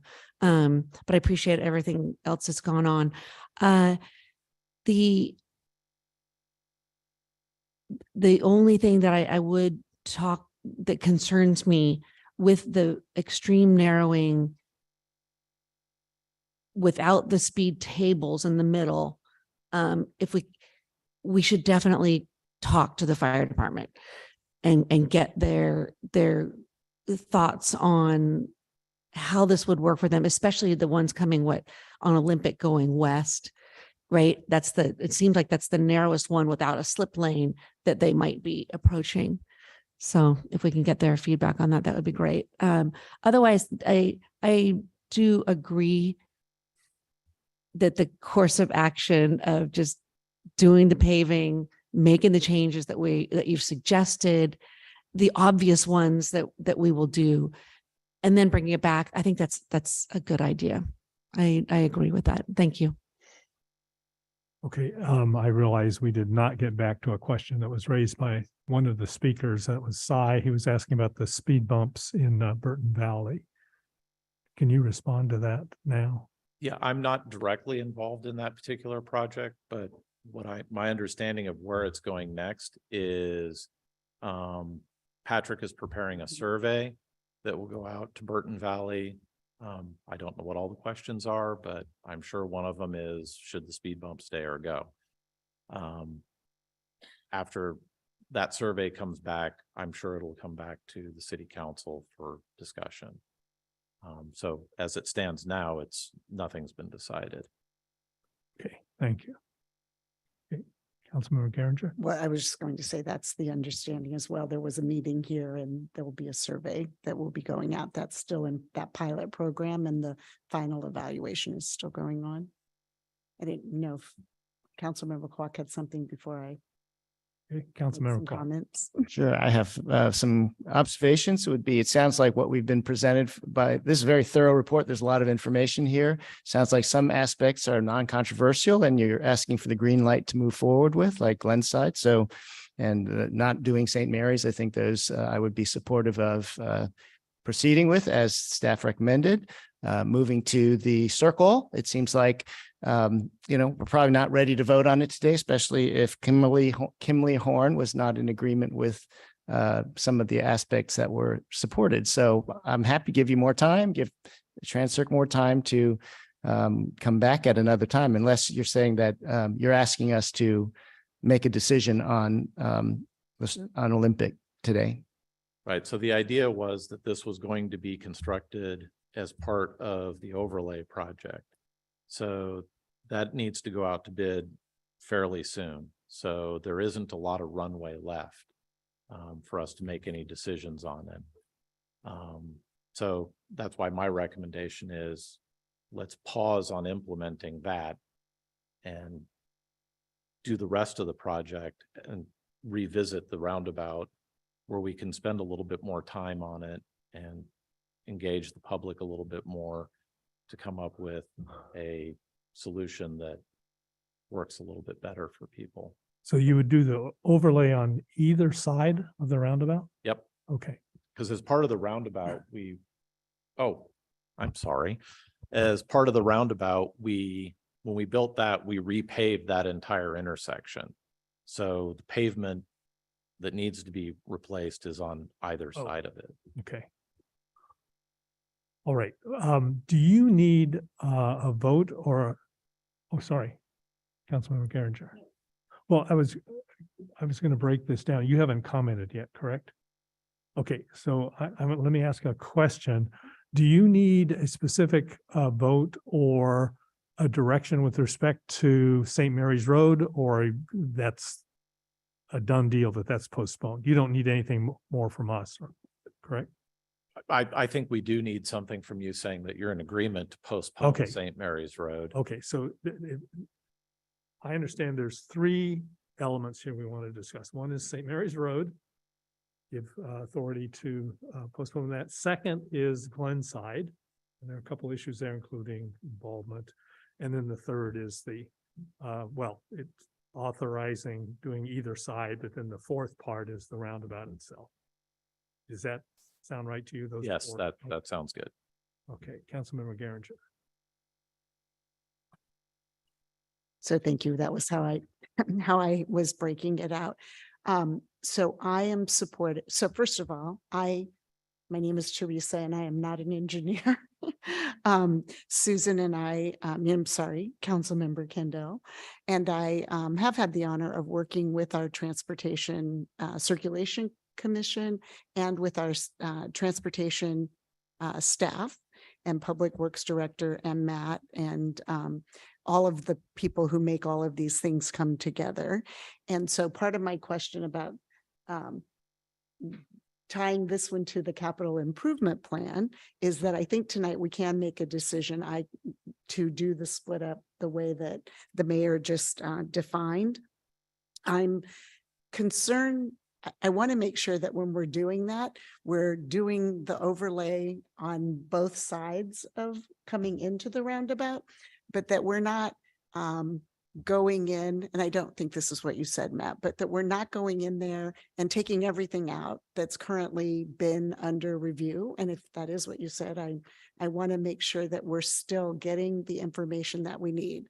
And I saw you say, I don't know when the slip lane is going to come out, because another piece of this is engineering and then our transportation and circulation. And I agree that we want soft and aesthetically pleasing and all of that. But I also know that we all agree that we want it to be safe, and we want it to be safe to the level that we can do that through our engineering and through our education and our enforcement and all of those things. I felt a little channeling of my Mark Mitchell right there, our 3 E's. So I'm happy to vote for moving forward with postponing St. Mary's Road, Why would we spend the money to then have East Bay Med tear it up again?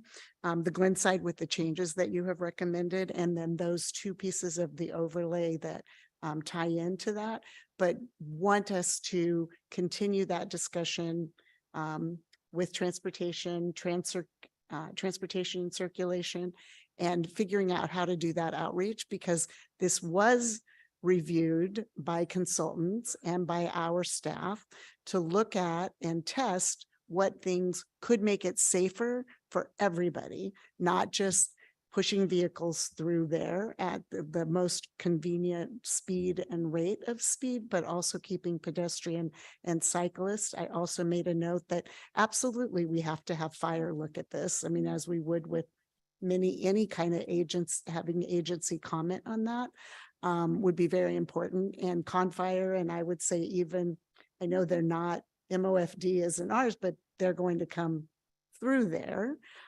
So anyway, long story short, I'm not ready to say we want to throw out all of the recommendations that have been made, because we have put the speed indicator in there and nobody's coming into that at that speed. And I want to make sure we're continuing that, because we've started down this path for a very important reason. And so a couple of people have mentioned that we need to be looking at this holistically. We have been doing that as well. And that's part of what got us to Vision Zero. We've been primarily focused around our schools. So I don't want us to go completely backwards where it becomes, we don't get anything done. I think where Nirup talked about, and Matt and you and I talked at length about this, the public engagement and outreach is very much a part of the Vision Zero process as well. There may be some disagreement on how we get to consensus, and that everybody does, as I think the mayor, anyway, just how we get through that and how we can better facilitate our meetings. And so this is the time, I guess I'm going to go off a little bit of the script about the vote, and just that how we do that public engagement and can facilitate it in a way that has us all coming together to look at what do we agree on, and not come ready to just sort of, how does this project negatively impact me? But how do we agree on what our intended outcomes are? What are we looking for? And how do we facilitate that in a way that we can try and come to that agreement? And so that's not something for us tonight. I can ask for that again during our city council part, but also to just take a lot of the pressure off of staff. Thank you so much for the hours that you've been spending on what normally in your overlay, as you said, is pretty straightforward. It either does work and you get that input and you make the changes. But right now, I'm okay with having us back up and look at that. And I'm sorry, I went a little more on that than I'm just feeling all of these different things, and happy to let someone else make the motion when we're ready, but also happy to make that motion. Okay, well, I would like to narrow things down. So I'd like a series of motions. I'd first like a motion to postpone the project on St. Mary's Road until 2025. So moved. Second. Okay, moved by Councilmember Kendall, seconded by Vice Mayor Dawson. All in favor, say aye. Aye. Aye. Unanimous. I'd like a motion to proceed with the staff recommendation on the improvements along Glenside for 2023. Can I make a slight modification? Let us please send out the pictures, because those weren't in the. Yeah, let's discuss that as part of the motion. Okay, let's have a discussion on that point. Yeah. Is there I guess I'm surprised that people in Burton Valley would be aware of what's going on here, right?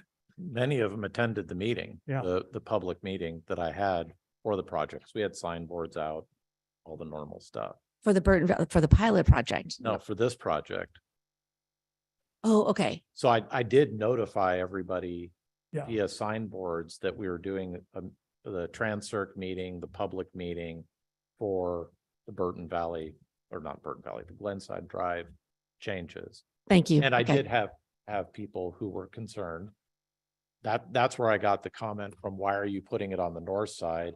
It should be on the south side so it could tie into the sidewalk that some people in the Burton Valley area really would like to see built. Great. Sorry, I was not aware. I guess I missed that on the Transcirc. Yeah, I'm sorry I wasn't Yes. clear.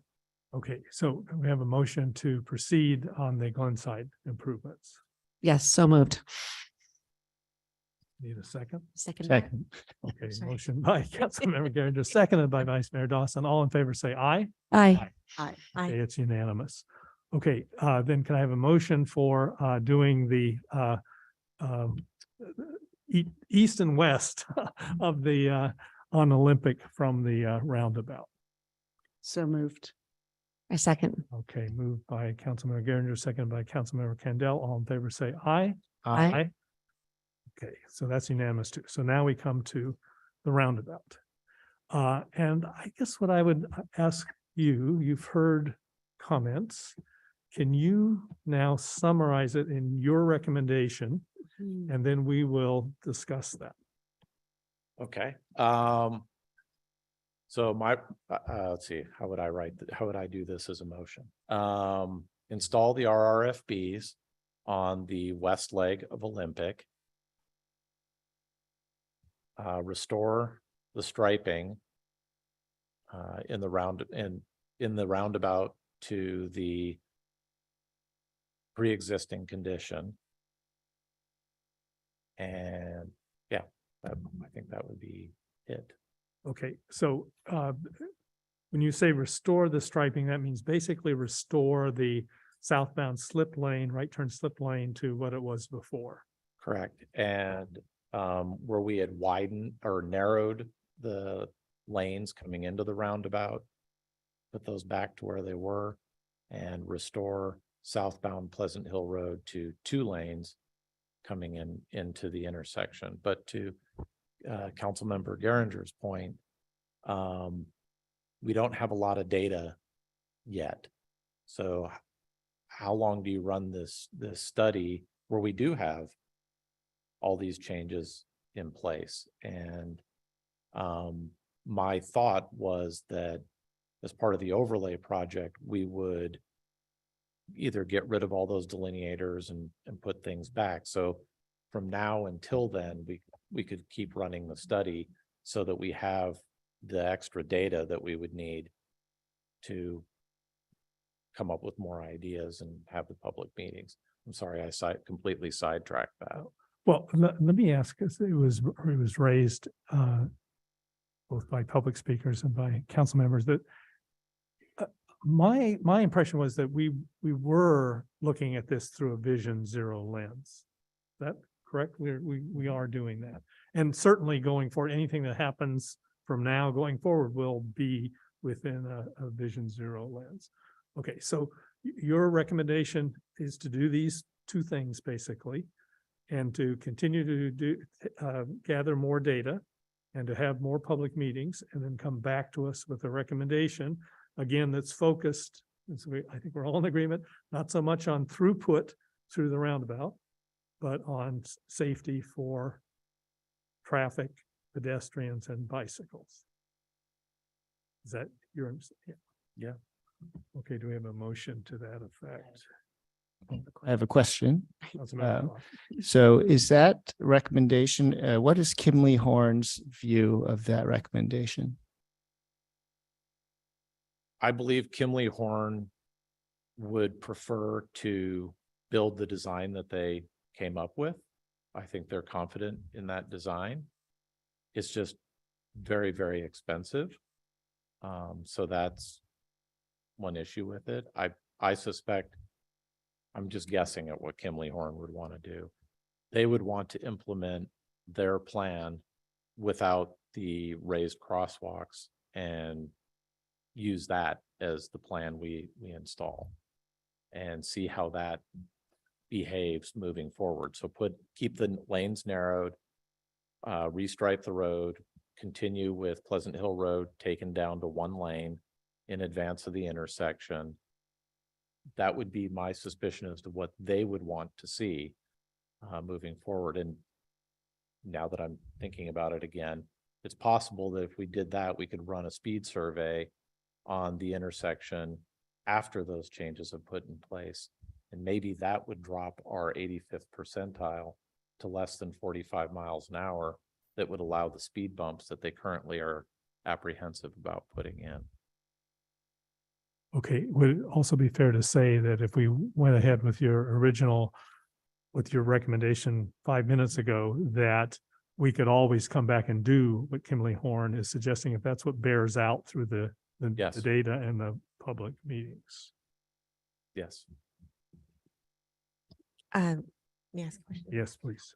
Would Kimberly Horn have a better idea too of what a good period of time to gather data for kind of what we have in mind in Vision Zero, or is that something we can maybe glean from tool design if they're already working through that scope of Vision Zero? Like what is the reasonable amount of data or term to gather?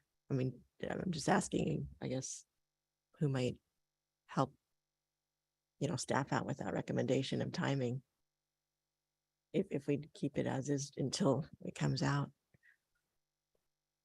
I think Matt has pointed up a very good point that the weather has been awful, right? And the speeds through that area are determined a lot by the amount of pedestrians going through, right? And so when is that going to be? I don't know, right? Who knows? And when spring hits, when it hits, maybe we'll get the data, but we may not. That is unfortunate. And you may have to go ahead with the project, right? And do the overlay and remove the pilot at that point. Is that what I'm hearing? Right. And the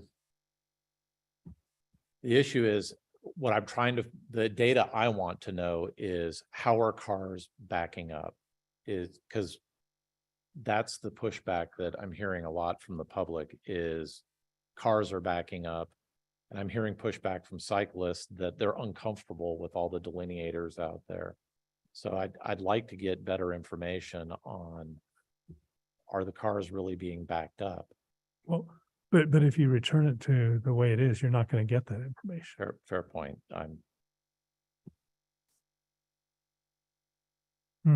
Well, I'm going to ask our liaisons to the Circulation Commission. What do you think? So go ahead, Matt. When I presented this to Transcirc, their recommendation was to implement it with the asphalt berms the way Kimberly Horn has it shown. As you could tell, I'm very torn on this design, partly based on the public feedback. If we implemented this with berms and the striping as Kimberly Horn shows, it's not free, but it's not $700,000 worth of expense either. And it may be, now that I'm reconsidering again, a better source of data for us for this project. I'm sorry to be a little wobbly. Totally understand. But how does that impact southbound Pleasant Hill Road and the slip lane? You would have the slip lane would be restored, and Transcirc was in favor of restoring the slip lane. Okay, but there'd be no merge? You would keep that merge to one lane in advance of the intersection. And I've already talked to the chief of police about this, and we want to extend that. If we're going to keep that merge lane, we want to extend it all the way to Release Station Road to give better visibility and a slower merge. We already have a changeable message sign out there to try and help people while they get used to this, but. So it would merge and then it would split. Southbound Pleasant Hill Road. Right. No. Which was, not which way, Oh, which sorry. was, I know when we were out there, walking and with Kimberly Horn, that was one of the things, was extending it back, narrowing it farther back to get people to slow down before you got in there. So I just, and Matt, again, thank you. I just feel like that, and transportation and circulation.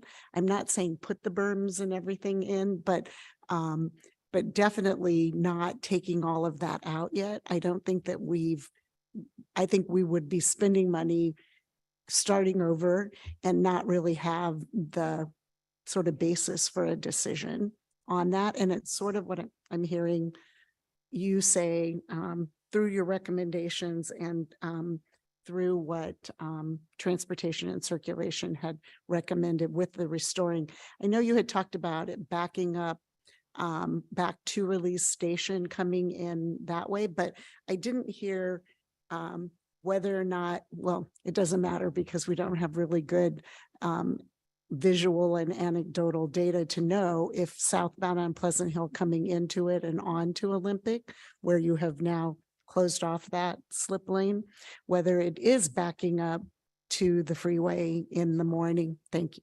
Thank you. So I guess timing wise, Matt, if we said, we've already said, go for it on the overlay on Olympic coming into it. When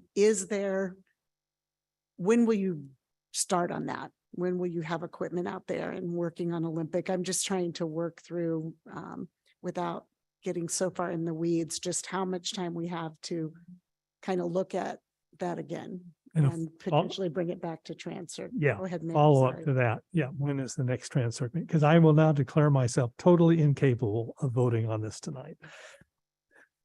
Okay. I would imagine construction will start right about when school gets out. Because, yeah. As far as when we need to know, we kind of need to know, preferably tonight, if we're going to go with the Kimley Horn version or fall all the way back. If we go with the Kimley Horn version, that would be included in the overlay project because it's not a minor amount of work. So we'd want to bake that into the overlay project. If we're going to fall all the way back and revisit this later down the line, then it wouldn't be done as part of the overlay project. So the more we're talking about this, the more I'm talking myself into going with the Kimley Horn version because it allows us to continue the data study. It's not super expensive to implement it. It solves one of the big complaints that we've heard from the public, which is the removal of the slip lane. And anecdotally, I did have fire trucks drive past me when I was standing out there doing this. They didn't have any trouble at all navigating this. I'm sure they won't like that they have to slow down just like everybody else, but they didn't have difficulties navigating it. Okay, but that's putting off then any decision on the speed tables. Correct, because the speed tables, the consultant does not recommend them, which then puts us in an awkward place where we're building something that is non-standard that a consultant didn't support either. If we implement the Kimley Horn design with berms and paint, no more sticks, we can then do a speed survey again and determine if one, did that solve our problem? And two, if it didn't, did it at least drop the speeds below 45 miles an hour so that we could then get Kimley Horn to be more supportive of putting in speed bumps because speed limit has dropped, or the speeds found have dropped below the 45 threshold. So on southbound Pleasant Hill Road, the sticks will be gone, but there will be a berm that shows it narrowing down. Correct. So where we've installed all those white sticks, yeah, those become asphalt berms.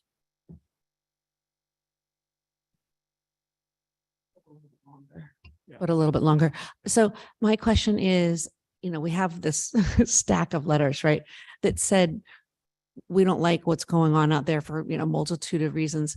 What I'm not hearing is if we do go ahead with all of this, that they understand what we're doing at all. And that's my biggest issue is we're barely hearing it right now and understanding it.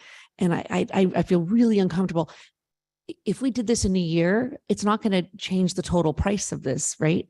It won't be any different. And so, but we'll be able to bring everybody along. And so they will be able to understand it and weigh in. And that's why I'm really hesitant about doing it.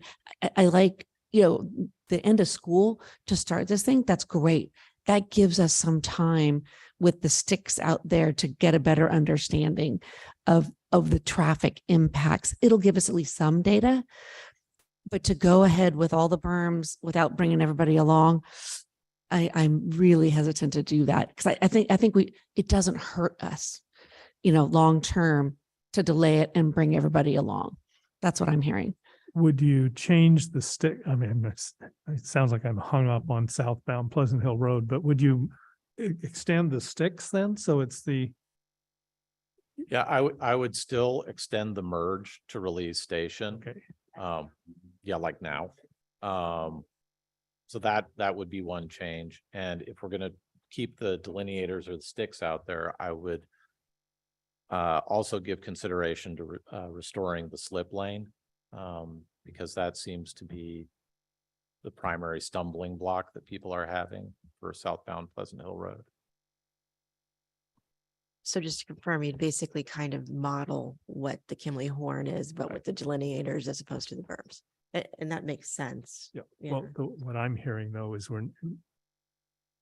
where we are now is we're not taking out any of the sticks, either on the east side or the west side on Olympic.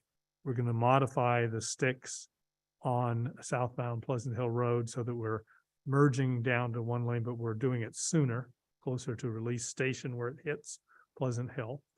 And then we're going to restore the slip lane. Correct. And study that for a longer period. Okay, so I see that as one option. The other option would be to go back to Circulation Commission with the Kimley Horn suggestion and have them, recommend that to us or list. You report on what the council discussion was and then get a recommendation. I see those as the two possible ways forward. Now, if we send it back to Transcert, could we get it back by March 27th? I think so, but by then we're out to bid. Okay. The Transportation and Circulation Commission meets on March 20th, Thank you, Joanne. just for your information. Okay, but you're saying you need a decision tonight then? Yes. And the Transportation and Circulation Commission, as I said, did look at this, and their recommendation was to go with the Kimley Horn design with the RRFBs being added. They like the idea of the speed tables, but that was before we found that Kimley Horn wouldn't support those. So we have a sense of what they would like to see. So your second option, they've already supported. Okay. All right. So how would you like to proceed? Councilmember Quat. So you said that we're not doing the $700,000 budget version. What are we doing? What's the range? Well, if we go with the implement the Kimley Horn version with berms and paint, no speed bumps, and the RRFBs, we're in the $200,000 range. Okay, and if we go with the other alternative we discussed, which is basically keeping the poles there, changing them on Pleasant Hill Road, we're looking at what, 20,000 or? If that, yeah. I think we would still install the RRFBs, which are, Mike said those are around 50 to 60,000, something like that.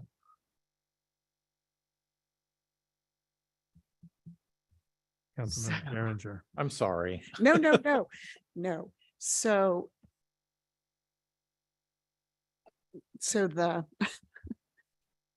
I don't disagree about, well, I know that there have been Transportation Circulation Commission meetings. There have been other Matt had this meeting with the overlay piece of it. There have been various meetings along the way about the roundabout. There's now, as things are being implemented, we're getting firsthand of what the visceral reaction is to doing anything there. So part of me is that we do I'm still back to Transcirc did hear this. We value our commissioners. There was opportunity for public comment there. They recommended the berms and the striping, restoring the slip lane. So leaning towards going forward with that, but to give it more time for testing, leave the sticks and the striping, put up the RF. And I think this is what you said, Mayor Anduri, except that, well, except for can we get the bid? This is going to, I want to give more time for the testing and getting the data. And as the mayor said a minute ago, maybe we're not ready to vote on that part tonight. So we leave the what's there as the pilot program. We continue to get that testing. And then we ask Transcirc to look at that again, because what Transcirc didn't have at that time when they made this decision was all of the public comment around a couple of controversial projects. So it did bring out a lot of people related to the Pleasant Hill Road side, that piece of it, but it brought out input. And so I think the only way to really move forward and get both is to get it back to Transcirc. And maybe we do miss getting it done as part of this overlay. But yeah, I mean, I'd like to find a solution where we can save money, get the thing done, but I also want to make sure that transportation and circulation commissioners have the opportunity to, somewhere here, I have the printout of the public input that we got. So, so with that, we would do what the mayor had talked about, which is extend the, and Matt, maybe you can re-say it from an engineer's perspective, but leaving the sticks and striping with the narrowed lane, extending back on going Pleasant Hill Road into the southbound. The RRFB, continue moving forward with that. Eliminate this open. And yeah, restore the, eliminate or restore the slip lane. Period. And I'd like to know, what is the budget for that? Sounded like 70,000. Yeah. The 'cause most expensive part of that is the RRFP. Yeah.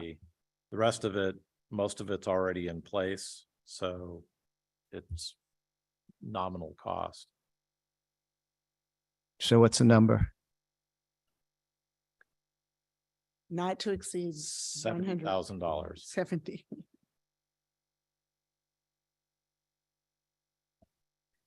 I have a question for my fellow council members on the Transcirc Commission.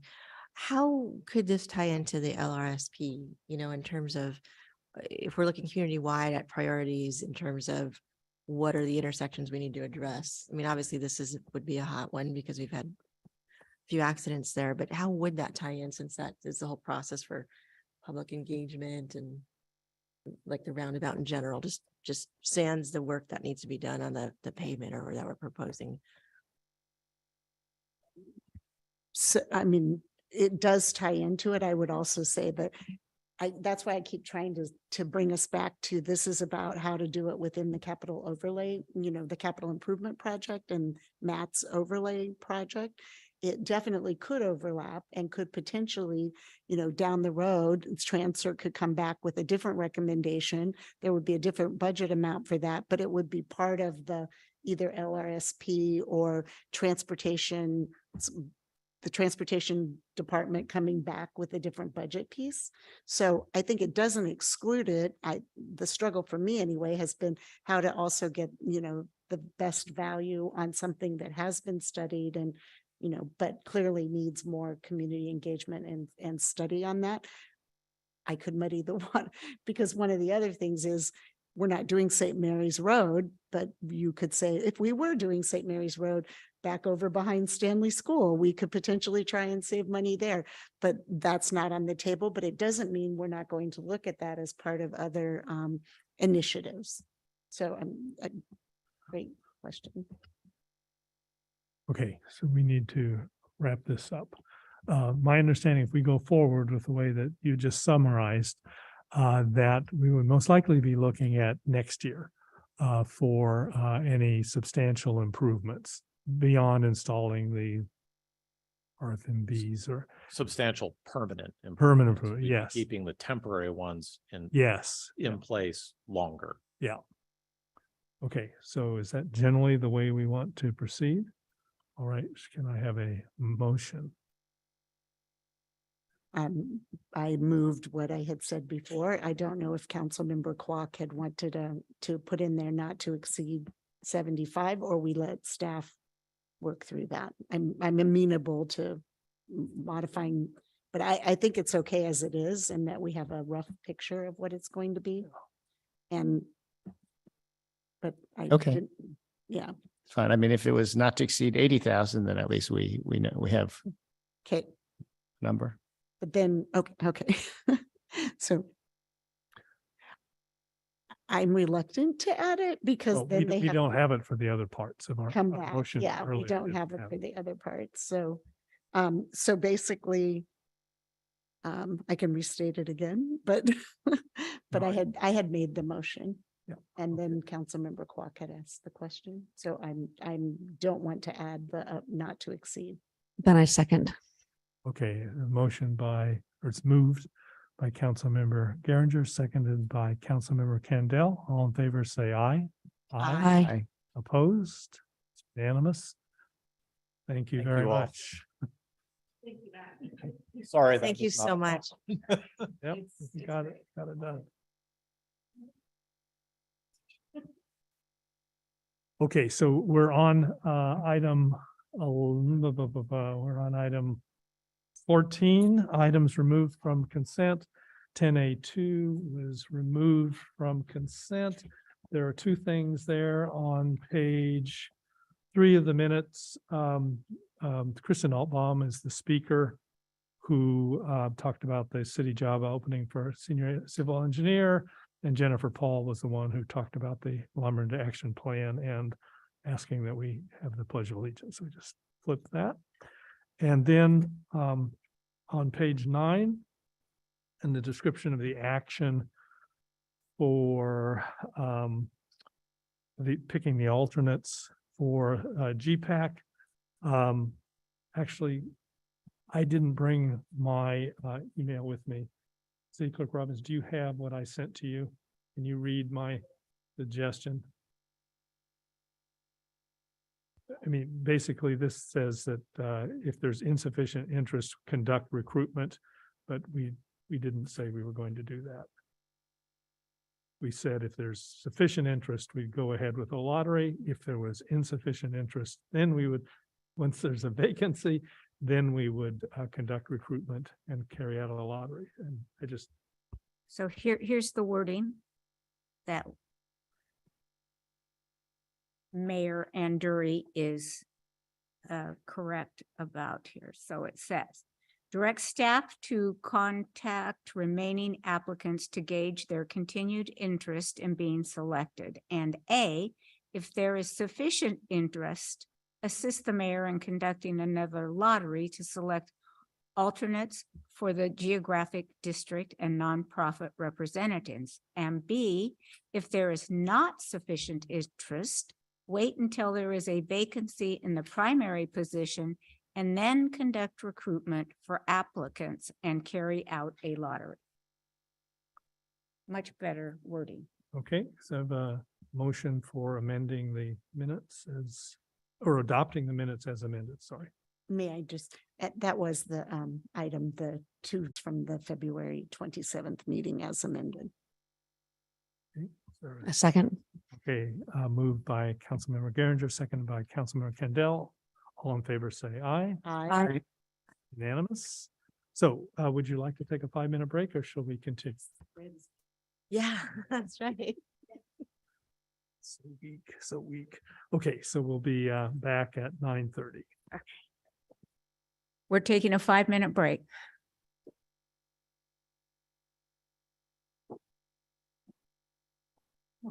I went into my reading and books randomly from Berkeley and bookstore. I'm just getting my mail in February, March, his staff doing the congratulations on your election. And at the Christmas holiday, they ran into my container store and I was looking something up, we're just in the office. And then on whatever, February 25th, I'm never sure.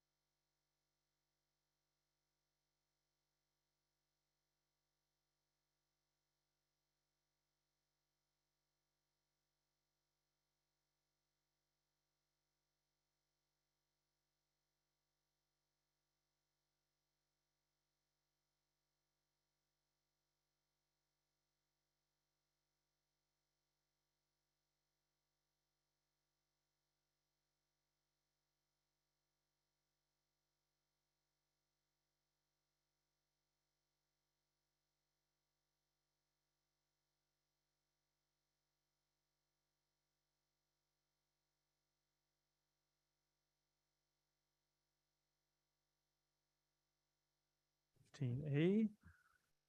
Council Commission reports, starting with council member reports on activities. Who would like to go first? Councilmember Clark. Well, I'll just offer up that in the last week in March, we had our first in-person committee and commission meetings. And so I'm pleased to report that the Lafayette Emergency Preparedness Commission met and had a quorum here in the library, and the Environmental Task Force met over in the city offices. So we were able to see each other for the first time, and it was very productive meetings. And so here we are today, meeting as a council. We're back in person, and all's going well. And I'll just add that I attended the first in-person meeting of Park Trail and Recreation Commission. All 8 commissioners were there in person. And of course, half of them hadn't met the other half in person. So it was the first 3D get together. Two things. One is that next week, Mayor Anduri and I are going to go to Sacramento as part of our Ledge Committee thing. So next Tuesday, we will be going up to Sacramento to help lobby our legislators for our city. That ought to be very exciting. Second thing is, I know I mentioned last time that our Cali group, the California Alliance of Local Electeds, met with Attorney General Bonta, talking about, housing issues and how he's enforcing the Housing Accountability Unit. Had a really interesting talk. And then yesterday we had on the city attorney from Huntington Beach, and he presented the reasonings behind their lawsuit against the state. It was extremely interesting. They filed it in federal court, not in the state court, and it's actually very narrowly focused on a couple of things, but mostly on the RENA process and how the RENA process right now is, one, not working. It is going to set us all up for failure, and that doesn't seem right. And also like a freedom of speech aspect in terms of the state's overreach is a violation of freedom of speech because you've cut off not only local cities, but the people. And so it's a really interesting case. I know a lot of people just dismissed it outright as like, oh, here's Huntington Beach going off and yelling at. No, they've been working on this for years. And if you read the actual claims on the first 12 pages, it is fascinating. And so I do encourage us not to, shoehole this into something we can't relate to or understand. But there's a lot of issues that may be affecting Lafayette in the same way. So I encourage everybody to read it. Was your meeting with Attorney General Bonta before the suit was filed against? Before he mentioned Huntington, bad actors like Huntington Beach. I think he knew. I think he had gotten wind of that because he brought them up a couple of times, and they did counter sue almost the same day. So it was out. Okay. All right. Any other reports? Okay. All right. So we're on to city manager's update. Just a few things. Last week, the city managers of Danville, Walnut Creek, Orinda, Moraga, and Lafayette, we met with Recycle Smart's new executive director, David Kruger. It was a very productive meeting, and this is the first time the city managers have met with the executive director, and he has promised to work with us, and just a great start. Planning Commission interviews are this Thursday. There are 2 applicants and 1 renewal. The City Council, just a reminder to the public that City Council is meeting with the city and town councils of Orinda and Moraga and on the 14th. And the Smart Signals project is the topic of discussion. It's being hosted by Moraga. At the chamber board meeting today, East Bay Mud presented plans for the reservoir tower, and the comments were pretty consistent with the concerns expressed by the council and people at the council meeting, the height of the tower and the loss of that iconic design. Board member Coleman was there and he listened. The chamber did not take a position, but may send their comments. And the chamber, just for the council's benefit, I'm not sure if I mentioned this before, but Mayor Anduri, Vice Mayor Dawson, our Economic Development Manager, Thomas Myers, and I worked with the chamber, and we were assigned to various shopping centers in downtown. And so we went and visited businesses throughout the downtown just to say, hello, here's the chamber, here's the city, what can we do for you? And today the report out was that it was a very positive experience. Most people are very happy. In Lafayette, there were some concerns about parking, and that's something that Thomas is addressing, things that we can. There's also concerns about parking in the private lots. In Lafayette Square, the new owners had significantly raised the maintenance costs, the CAM, and we've had some conversations, both Sarah Regan and I, with them, and they have reduced the CAM by about a third. It's still high, but they have reduced the costs, and they have pledged to be more involved with their tenants. So that was good news. From PTR, Jonathan wants to inform you that tickets are available for the rec department's family dance this Friday. That's usually a sold out event. And also that spring and summer registration open today. Camp Awesome, Carpentry, and Lego camps remain the most popular and may fill up very quickly. And that's it for me. Okay, thank you very much. Any questions for Narup? No, but I do want to thank you for reaching out on behalf of the people at Lafayette Square. I think that's great with the site center. Thank you for doing that. I have a question about the Tri-Cities meeting on Wednesday. You said the SMART, is there a staff report or anything that we could read in advance of that, or is it? Moraga is hosting. I do not believe they will be publishing a staff report. Council member Geringer would know more about it. It was funded through the CCTA. Okay, thank you. So I actually reached out to ask about that today, and Moraga is doing the presentation, and there will be members from CCTA, John Wang, and now I'm forgetting who the other person is, or Jack Hall will be there to provide updates and answer questions.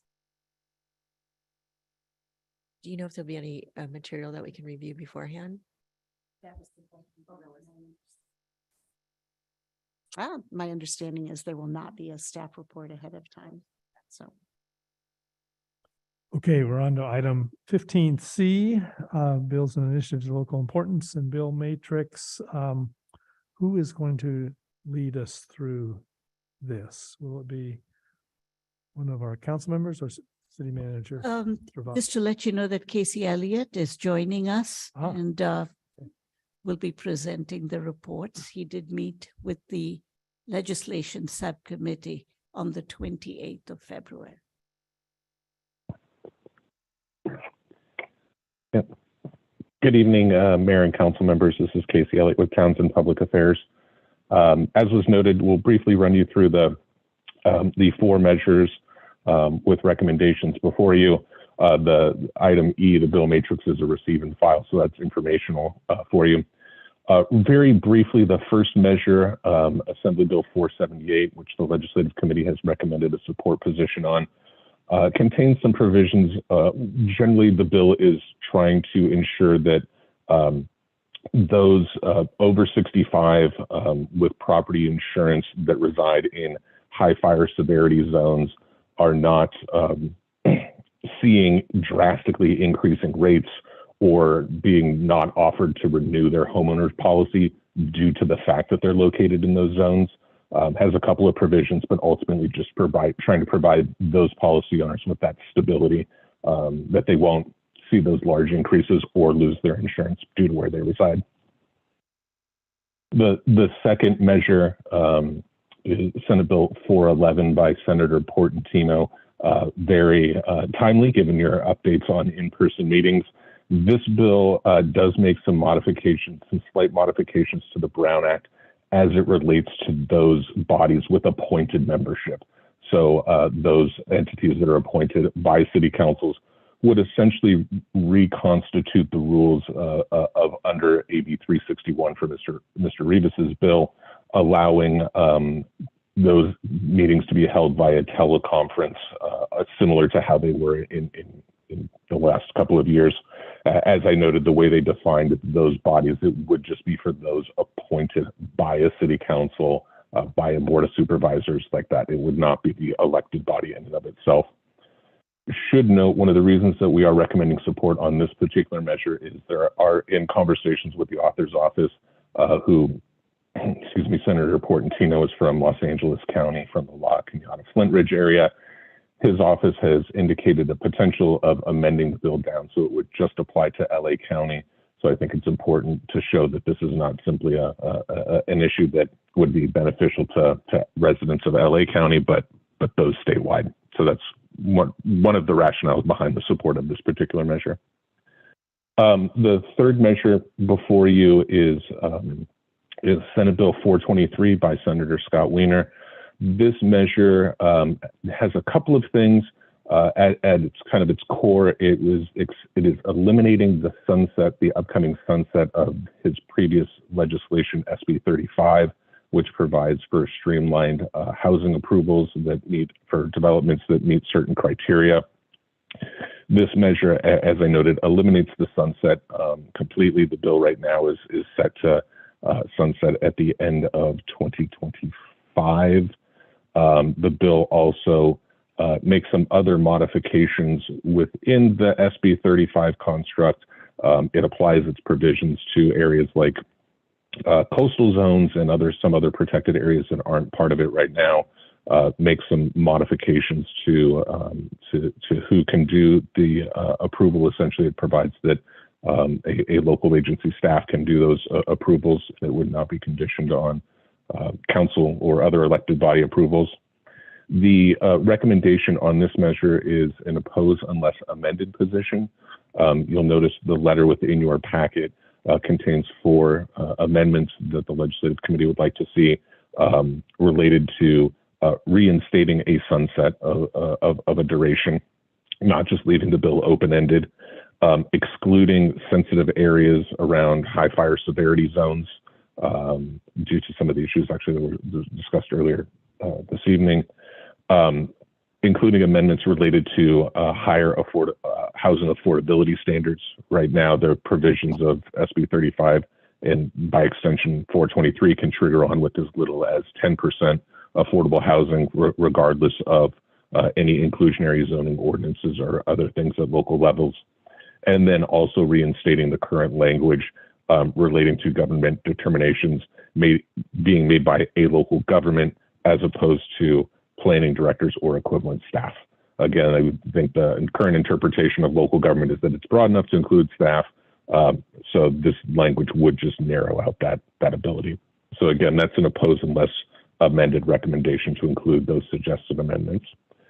And then the last item before you is a resolution in opposition of the Taxpayer Protection and Government Accountability Act, which is a proposed initiative which is qualified for placement on the November 2024 general election ballot, which would make some pretty significant amendments to the way state and local governments are able to define, levy, and collect taxes and fees for the purpose of making something very complicated less so for local governments. The impact is going to be essentially the residents, local voters will have potentially higher vote thresholds when they place measures on the ballot, depending upon what they relate to, special taxes or general taxes. When councils or others, including residents, are looking to put measures on the initiative, there will have to be some very strong justification for the levies that are being assessed to cover only the costs incurred. And then also create some liability standards on the local related to the fee levels. It also applies retroactively, so any local government that passed a revenue initiative that did not comply with the provisions set forth in this anytime after January 1st, 2022 would effectively see that measure repealed after 12 months should this measure be enacted. So again, some very significant impacts. Very briefly on the state level, it would essentially require the state, whenever they propose or increase any fee or tax, those would have to be approved by voters at a statewide ballot. And with that, those are again, that's an opposed recommendation for a resolution. And I'm happy to answer questions related to any of those measures. Okay, thank you very much. Any questions? Okay, Councilmember Qual. Oh, sure. I have a question on the first one on the First of all, Casey, thank you for the summary on the wildfire insurance one. You mentioned that this was mainly about protecting seniors, and there were like 3 bullet points on the first part of the summary. The second one said it caps the insurer's ability to initiate a premium increase only once in a 5-year period. Is that cap just for the seniors, or is that a cap for everybody, for all clients? That is a very good question. I can double check and get back to you.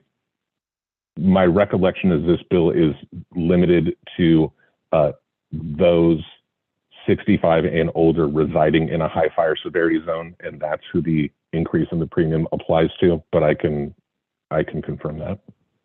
Okay. I mean, if it's everything on this is all about 65 plus, then it's a very limited measure. But if that one sentence is included, then it actually applies to all of us here around the table, that the insurers would, I'm happy personally about that if they only can raise my rates once in a 5-year period, but it may not be, business economic to if it applies to everybody. So I just wanted some clarification before having to vote on that. And sorry, I guess I could have checked myself, but yeah, no, it's Councilmember Clark. I actually just pulled the language up in front of me, and yes, I can confirm that it is for those 65 and older for a property located in a high or very high fire severity zone. So it is okay. that limited.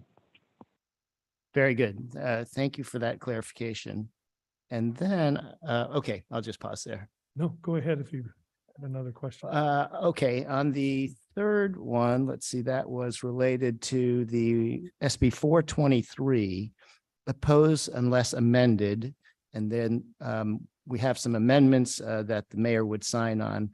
Who came up with those amendments? Was that our subcommittee here that we drafted that, or was that proposed by Townsend, or is that what the League of California Cities is, or where did those come from? I would say it's a combination of the committee and with recommendations and input from Casey at Townsend Associates. Correct. And the league has not they're looking into this, but they have not made recommendations yet. That's what, yeah, they have a watch right now. Right. Okay, thank you. That's all for me. Okay, any other questions? Okay. Actually, if I could ask a question on a follow-up to that. So we did have a discussion about taking, and maybe Casey, you said this, I know you said it about why we were taking a position of support on Portantino's bill related to Brown Act reform early. And so Casey, could you talk about the take an opposed position unless amended versus a watch position? You could go to a support, but it's highly unlikely that that was, where we were going to bring what we were going to bring forward. But, why would we do an oppose unless amended versus a watch? Yeah, happy to discuss that. Essentially, particularly early in a 2-year session where we are right now, the best opportunity to work with an author's office, particularly on a piece of legislation like this, that my inclination is it's probably going to go through a couple of sets of revisions as it moves through the legislative process. Taking an opposed unless amended position as opposed to a watch position simply allows us to engage a little bit easier and provides us a method by which we can get specific amendments into the author, begin that conversation. A watch position, oftentimes, I would say most often, it isn't communicated through an author's office with a letter with a stating position. If there was something, it'd be like maybe, for example, a letter of concerns that could suggest amendments. But with an opposed unless amended position, essentially you're saying, the city would be saying, we are opposed to the bill in its current version. We think these amendments would make the bill better. And if you take these amendments, we would consider removing our opposed position. So essentially, it just kind of puts the city on the record on the current status of the bill while trying to cooperatively provide some feedback to the author of how the bill could be improved from the city's perspective. Okay, any further questions? All right, we'll open it for public comment. City Clerk Robbins, is there anyone online? Yes, we have pardon me, Cheryl McDonald. Okay, Ms. McDonald, the floor is yours. Hi, I just wanted to compliment the presenter for easy to understand layman's terms bill reading. And I wanted to know, when I go to the state website to look up bills, I have a hard time getting something easy to understand. The bills are awfully complicated. And I wondered if there was a website, a good place to go to find an easy form of reading a bill. And if this information maybe should be on our website, not with a viewpoint, of course, but just breaking down the bill in a way. I don't know if that's a good idea or a bad idea, but more importantly, I guess, is where do we go to find easy reading of a bill? Thank you. Okay, any questions for Ms. McDonald? Hearing none, thank you. Are there any other speakers? We'll come back to your question, Cheryl. No additional hands raised at this time, Mayor Andrew. Okay, we'll close the public comment. Shall I ask Casey, is there a source you can refer Ms. McDonald to? Yeah, unfortunately for Ms. McDonald and the other members of the public, since we are in the early stages of the legislative session, most of these bills have not yet had a committee hearing. leginfo.legislature.ca.gov is the main bill search engine for legislative information, which I'm guessing that Ms. McDonald is using. Once bills start receiving their committee hearings, which will be later this month and into April, that website will include the committee analysis of those bills, which will have a much more digestible version of what the bill's trying to do, who supports the bill, who opposes the bill, some of the background and history. So this time of year, I don't really have a good resource to point people to, but I can tell you in the next 3 to 6 weeks, those bill analyses will start coming in and will be a lot more digestible for members of the public. Okay, thank you very much. All right, why don't we deal with these one at a time? I want to thank our committee for doing all the heavy lifting along with Townsend on this and preparing the recommendations, the letters. On the first one, is there any concern about going right to a motion to approve, support, and sending the letter? Okay, can I have a motion? I move that we take the staff recommendation or committee recommendation to support AB 478. A second. Okay, moved by Councilmember Geringer, seconded by Councilmember Candell. All in favor? Aye. Aye. Unanimous? Okay, same with B. Is there any concern about moving forward on this? Seeing none, I have a motion from Councilmember Candell. It's seconded by Councilmember Geringer. Am I right? Yeah, okay. All in favor, say aye. Aye. Oh, city attorney's cringing. Okay, we'll on C. Any concern on this one? Shall we? Can I Okay, make do I a have- comment first Please. on this one? So there's a bunch of us that have been really trying to study this SB 423, and so far, and Casey will, I brought this up in our Ledge Committee meeting, and one of the things that wasn't covered in this report is how this interplays with the 6th cycle housing element.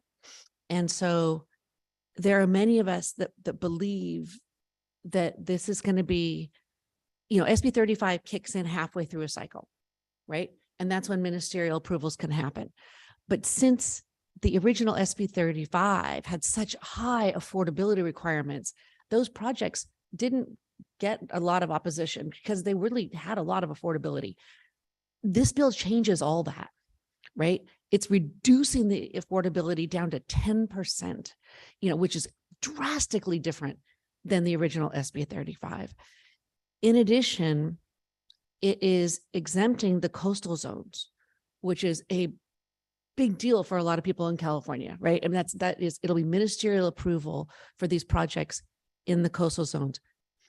But the real kicker that many of us see as part of this bill is that since the 6th cycle is so big, we get the SB 35 and now the SB 423, if it passes, it comes into play when we haven't built half of the projects in our 6th cycle by 4 years. It's not that we permitted them, we have to have built them.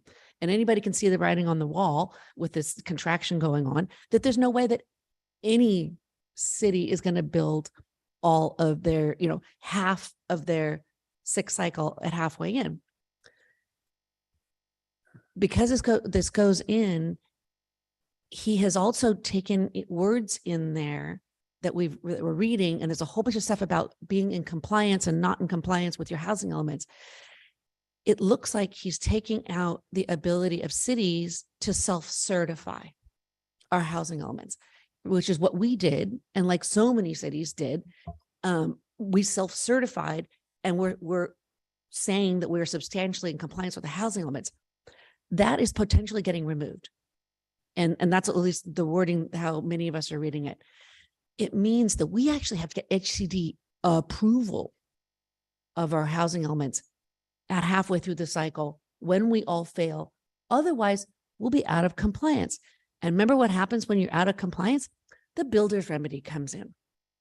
All right. And so we're seeing this as, many of us call it Scott Wiener's endgame. This is it. This is the bill we've all been kind of expecting, the smart guy, because he's really smart and he's got the long game. We see this bill 423 as being his end game to get unlimited. There's no local control. There's no CEQA. There's no anything halfway through our cycles, which is 2027 for Northern California and only 2025 for Southern California. This is a big deal. It is a really big deal. And we're taking an opposition, but I just kind of wanted to get you guys, the legislators don't know anything about it. Glazer doesn't know anything about it yet. I'm setting up a meeting with them and hopefully we'll get time to explain, but we really need to be reaching out to our legislators and letting them know that this bill is really a game changer. It really could be if it passes without big changes. Just wanted to add that commentary. Okay, thank you. Any other discussion? Okay, can I have a motion for approval? So moved. Second. Okay, moved by Councilmember Candell, seconded by Councilmember Geringer. All in favor, say aye. Aye. Aye. It's unanimous. We're on to D. This is a little different because we have to adopt a resolution. Is there any concern about this one? Okay, can I have a motion for adoption of the resolution? So moved. And second by Geringer. Moved by Councilmember Candell, seconded by Councilmember Geringer. All in favor, say aye. Aye. Aye. It's unanimous, and then we'll receive and file the last item. All right, Casey, thank you very much. We are on to item 15D1. These are the, oops, let me turn to the resolutions, actually the sustainability challenge, challenging Moraga and Orinda in two challenges, the Lamorinda Sustainability Challenge and the Lamorinda Zero Waste Challenge. The intent is to present these to the mayors of Moraga and Orinda on Wednesday. And Sustainable Contra Costa's representative will be there in the public comment period. So the challenge will be on. So is there any question about this? Okay. Public comment. Anyone in the public wish to comment on these? We are now on item 15D1. Any member of the public wish to speak?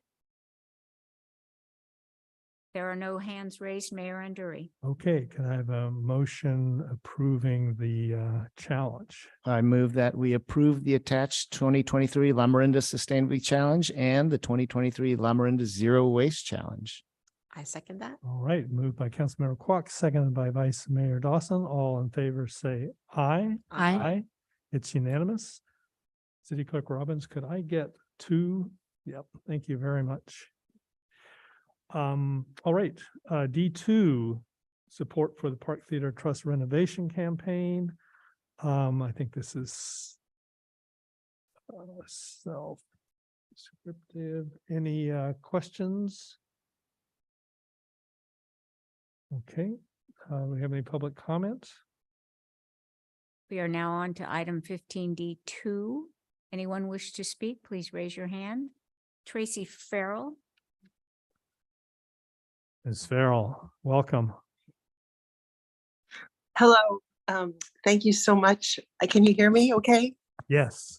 I just returned home. My flight from Seattle was close to 2 hours delayed because of weather. So forgive me. I literally just walked in the door, but I've been monitoring the meeting all the way home from the airport. I wanted to just briefly thank staff for bringing this resolution before the City Council. In doing so, the council has the opportunity to join with Senator Glazer's office, Supervisor Anderson's office, the Lafayette Chamber of Commerce, the Community Foundation of Lafayette, Las Trampas, and many others in supporting our submission for congressionally directed spending. This came about from actually we cold called Congressman DeSaulnier last fall, and he became very, very interested in this project. And in fact, there's been quite a bit of back and forth, which culminated in a visit to the Park Theater by Congressman DeSaulnier and his staff. He spent close to an hour there. Mayor Anduri was able to join us. Our architect was there. Our operators, Cinema SF, also came from San Francisco to meet with the congressman. And he was very excited about the potential opportunity for funding to help us reopen as close to schedule as possible. And we thought that, in fact, we would have, maybe a few months to pull all this together. But in fact, it's probably only been 8 days when we received word that we had two opportunities, a submission on today to Senator Dianne Feinstein's office and a submission to Congressman DeSaulnier's office on Wednesday, the 15th. And we were so gratified, as I say, we reached out to the community, also including Chateau Lafayette, Sunflower Hill, and others, including also Rebecca Baer-Cahan's office, who I believe is sending her letter by Wednesday.